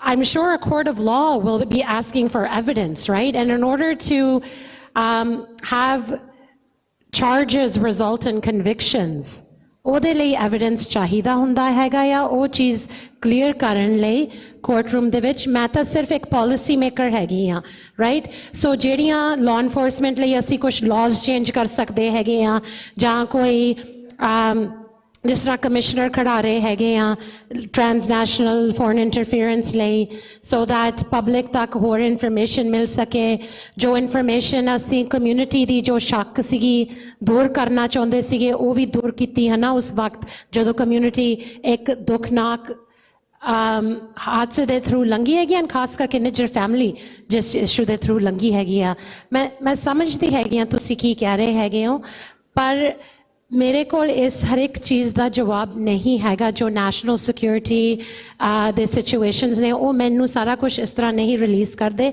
ਨਾ community ਤੱਕ release ਕਰਦੇ ਆ ਪਰ ਉਹ figure out ਕਰ ਰਹੇ ਨੇ ਵੀ ਉਹ ਇੰਟੈਲੀਜੈਂਸ ਨੂੰ ਉਹ ਐਵੀਡੈਂਸ ਤੱਕ ਕਿੱਦਾਂ ਲੈ ਕੇ ਆ ਸਕਦੇ ਆ ਇਹਦੇ ਵਿੱਚ ਕੁਝ ਉਹਨਾਂ ਨੂੰ ਸਾਨੂੰ ਕਲੀਅਰ ਪਾਵਰਸ ਵੀ ਦੇਣੇ ਪੈਂਦੇ ਆ ਉਹ ਪਾਵਰਸ ਦੇ ਕਈ ਵਾਰ ਆਪਣੀ ਕਮਿਊਨਿਟੀ ਖਿਲਾਫ ਵੀ ਹੁੰਦੀ ਆ ਕਈ ਵਾਰ ਉਹਦੇ ਨਾਲ ਵੀ ਹੁੰਦੀ ਆ ਵੀ ਅਸੀਂ ਲਾਅ ਐਨਫੋਰਸਮੈਂਟ ਨੂੰ ਪਾਵਰ ਨਹੀਂ ਦੇਣਾ ਚਾਹੁੰਦੇ ਅਲੱਗ ਰੀਜ਼ਨਸ ਲਈ ਪਰ ਉਹਦੇ ਤੋਂ ਬਿਨਾਂ ਉਹ ਕਈ ਵਾਰ ਉਹ ਚੀਜ਼ਾਂ ਤੇ ਐਕਟ ਨਹੀਂ ਕਰ ਪਾਉਂਦੇ ਹੈਗੇ ਉਹ ਇਨਫੋਰਮੇਸ਼ਨ ਕਿਸ ਤਰ੍ਹਾਂ ਉਹਨਾਂ ਨੇ ਕਲੈਕਟ ਕੀਤੀ ਹੈਗੀ ਆ ਉਹਨੂੰ ਕੋਰਟ ਦੇ ਵਿੱਚ ਨਹੀਂ ਪੇਸ਼ ਕਰ ਸਕਦੇ ਕਿਉਂਕਿ ਉਹ ਕਈ ਵਾਰ ਸਹੀ ਤਰੀਕੇ ਦੇ ਨਾਲ ਜਾਂ ਐਵੀਡੈਂਸ ਰੂਲਸ ਦੇ ਥੱਲੇ ਨਹੀਂ ਕਲੈਕਟ ਜੁਡੀਸ਼ੀਅਲ ਵਾਰੰਟ ਦੇ ਥੱਲੇ ਨਹੀਂ ਕਲੈਕਟ ਕੀਤੀ ਗਈ ਮੈਂ ਉਹ ਗੱਲਾਂ ਕਰ ਰਹੀ ਹੈਗੀ ਆ ਸੋ ਦੈਟ ਆਪਣੇ ਜਿਹੜੇ ਕੇਸਿਸ ਨੇ ਉਹ ਸਕਸੈਸਫੁਲ ਹੋ ਸਕਣ ਆਪਾਂ ਪ੍ਰੋਸੀਕਿਊਟ ਕਰ ਸਕੀਏ ਉਹ ਜਿਹੜੇ ਵਿਕਟਮਸ ਹੈਗੇ ਉਹਨਾਂ ਨੂੰ ਉਹਨਾਂ ਨੂੰ ਜਸਟਿਸ ਮਿਲ ਸਕੇ ਜਿਹੜੇ ਗਿਲਟੀ ਹੈਗੇ ਨੇ ਜਿਨ੍ਹਾਂ ਨੇ ਭਾਵੇਂ ਉਹ ਹਾਈਐਸਟ ਲੈਵਲਸ ਤੇ ਹੋਵੇ even if that is political people or at the highest levels, no one is immune to being investigated, to being charged. And so we are committed to following that forward. Kisi nu pass nahi mil raha haiga. That is all I guess I would say. And that's, nahi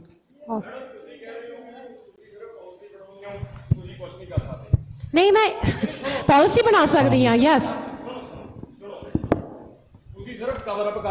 Excuse me. There's a lineup for questions. There's a lineup for questions. Allow me to ask my question, bro.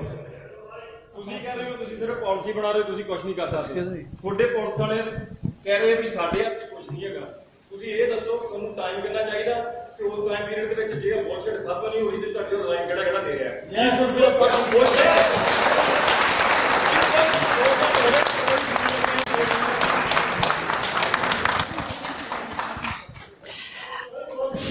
Police ਵਾਲੇ ਇੱਥੇ ਇਸ ਤਰ੍ਹਾਂ ਦੀ ਗੱਲ ਨਹੀਂ ਕਹਿ ਕੇ ਗਏ ਵੀ ਉਹ ਕੁਛ ਨਹੀਂ ਕਰ ਸਕਦੇ। ਉਹ ਸਾਨੂੰ ਸਮਾਂ ਤੇ ਦਿਖਾ ਕੇ ਗਏ ਨੇ ਵੀ ਉਹਨਾਂ ਨੇ ਕਿੰਨੇ ਚਾਰजेस ਲੈ ਕੀਤੇ ਹੈਗੇ ਨੇ, ਕੀ ਕੰਮ ਕਰ ਰਹੇ ਹੈਗੇ ਨੇ।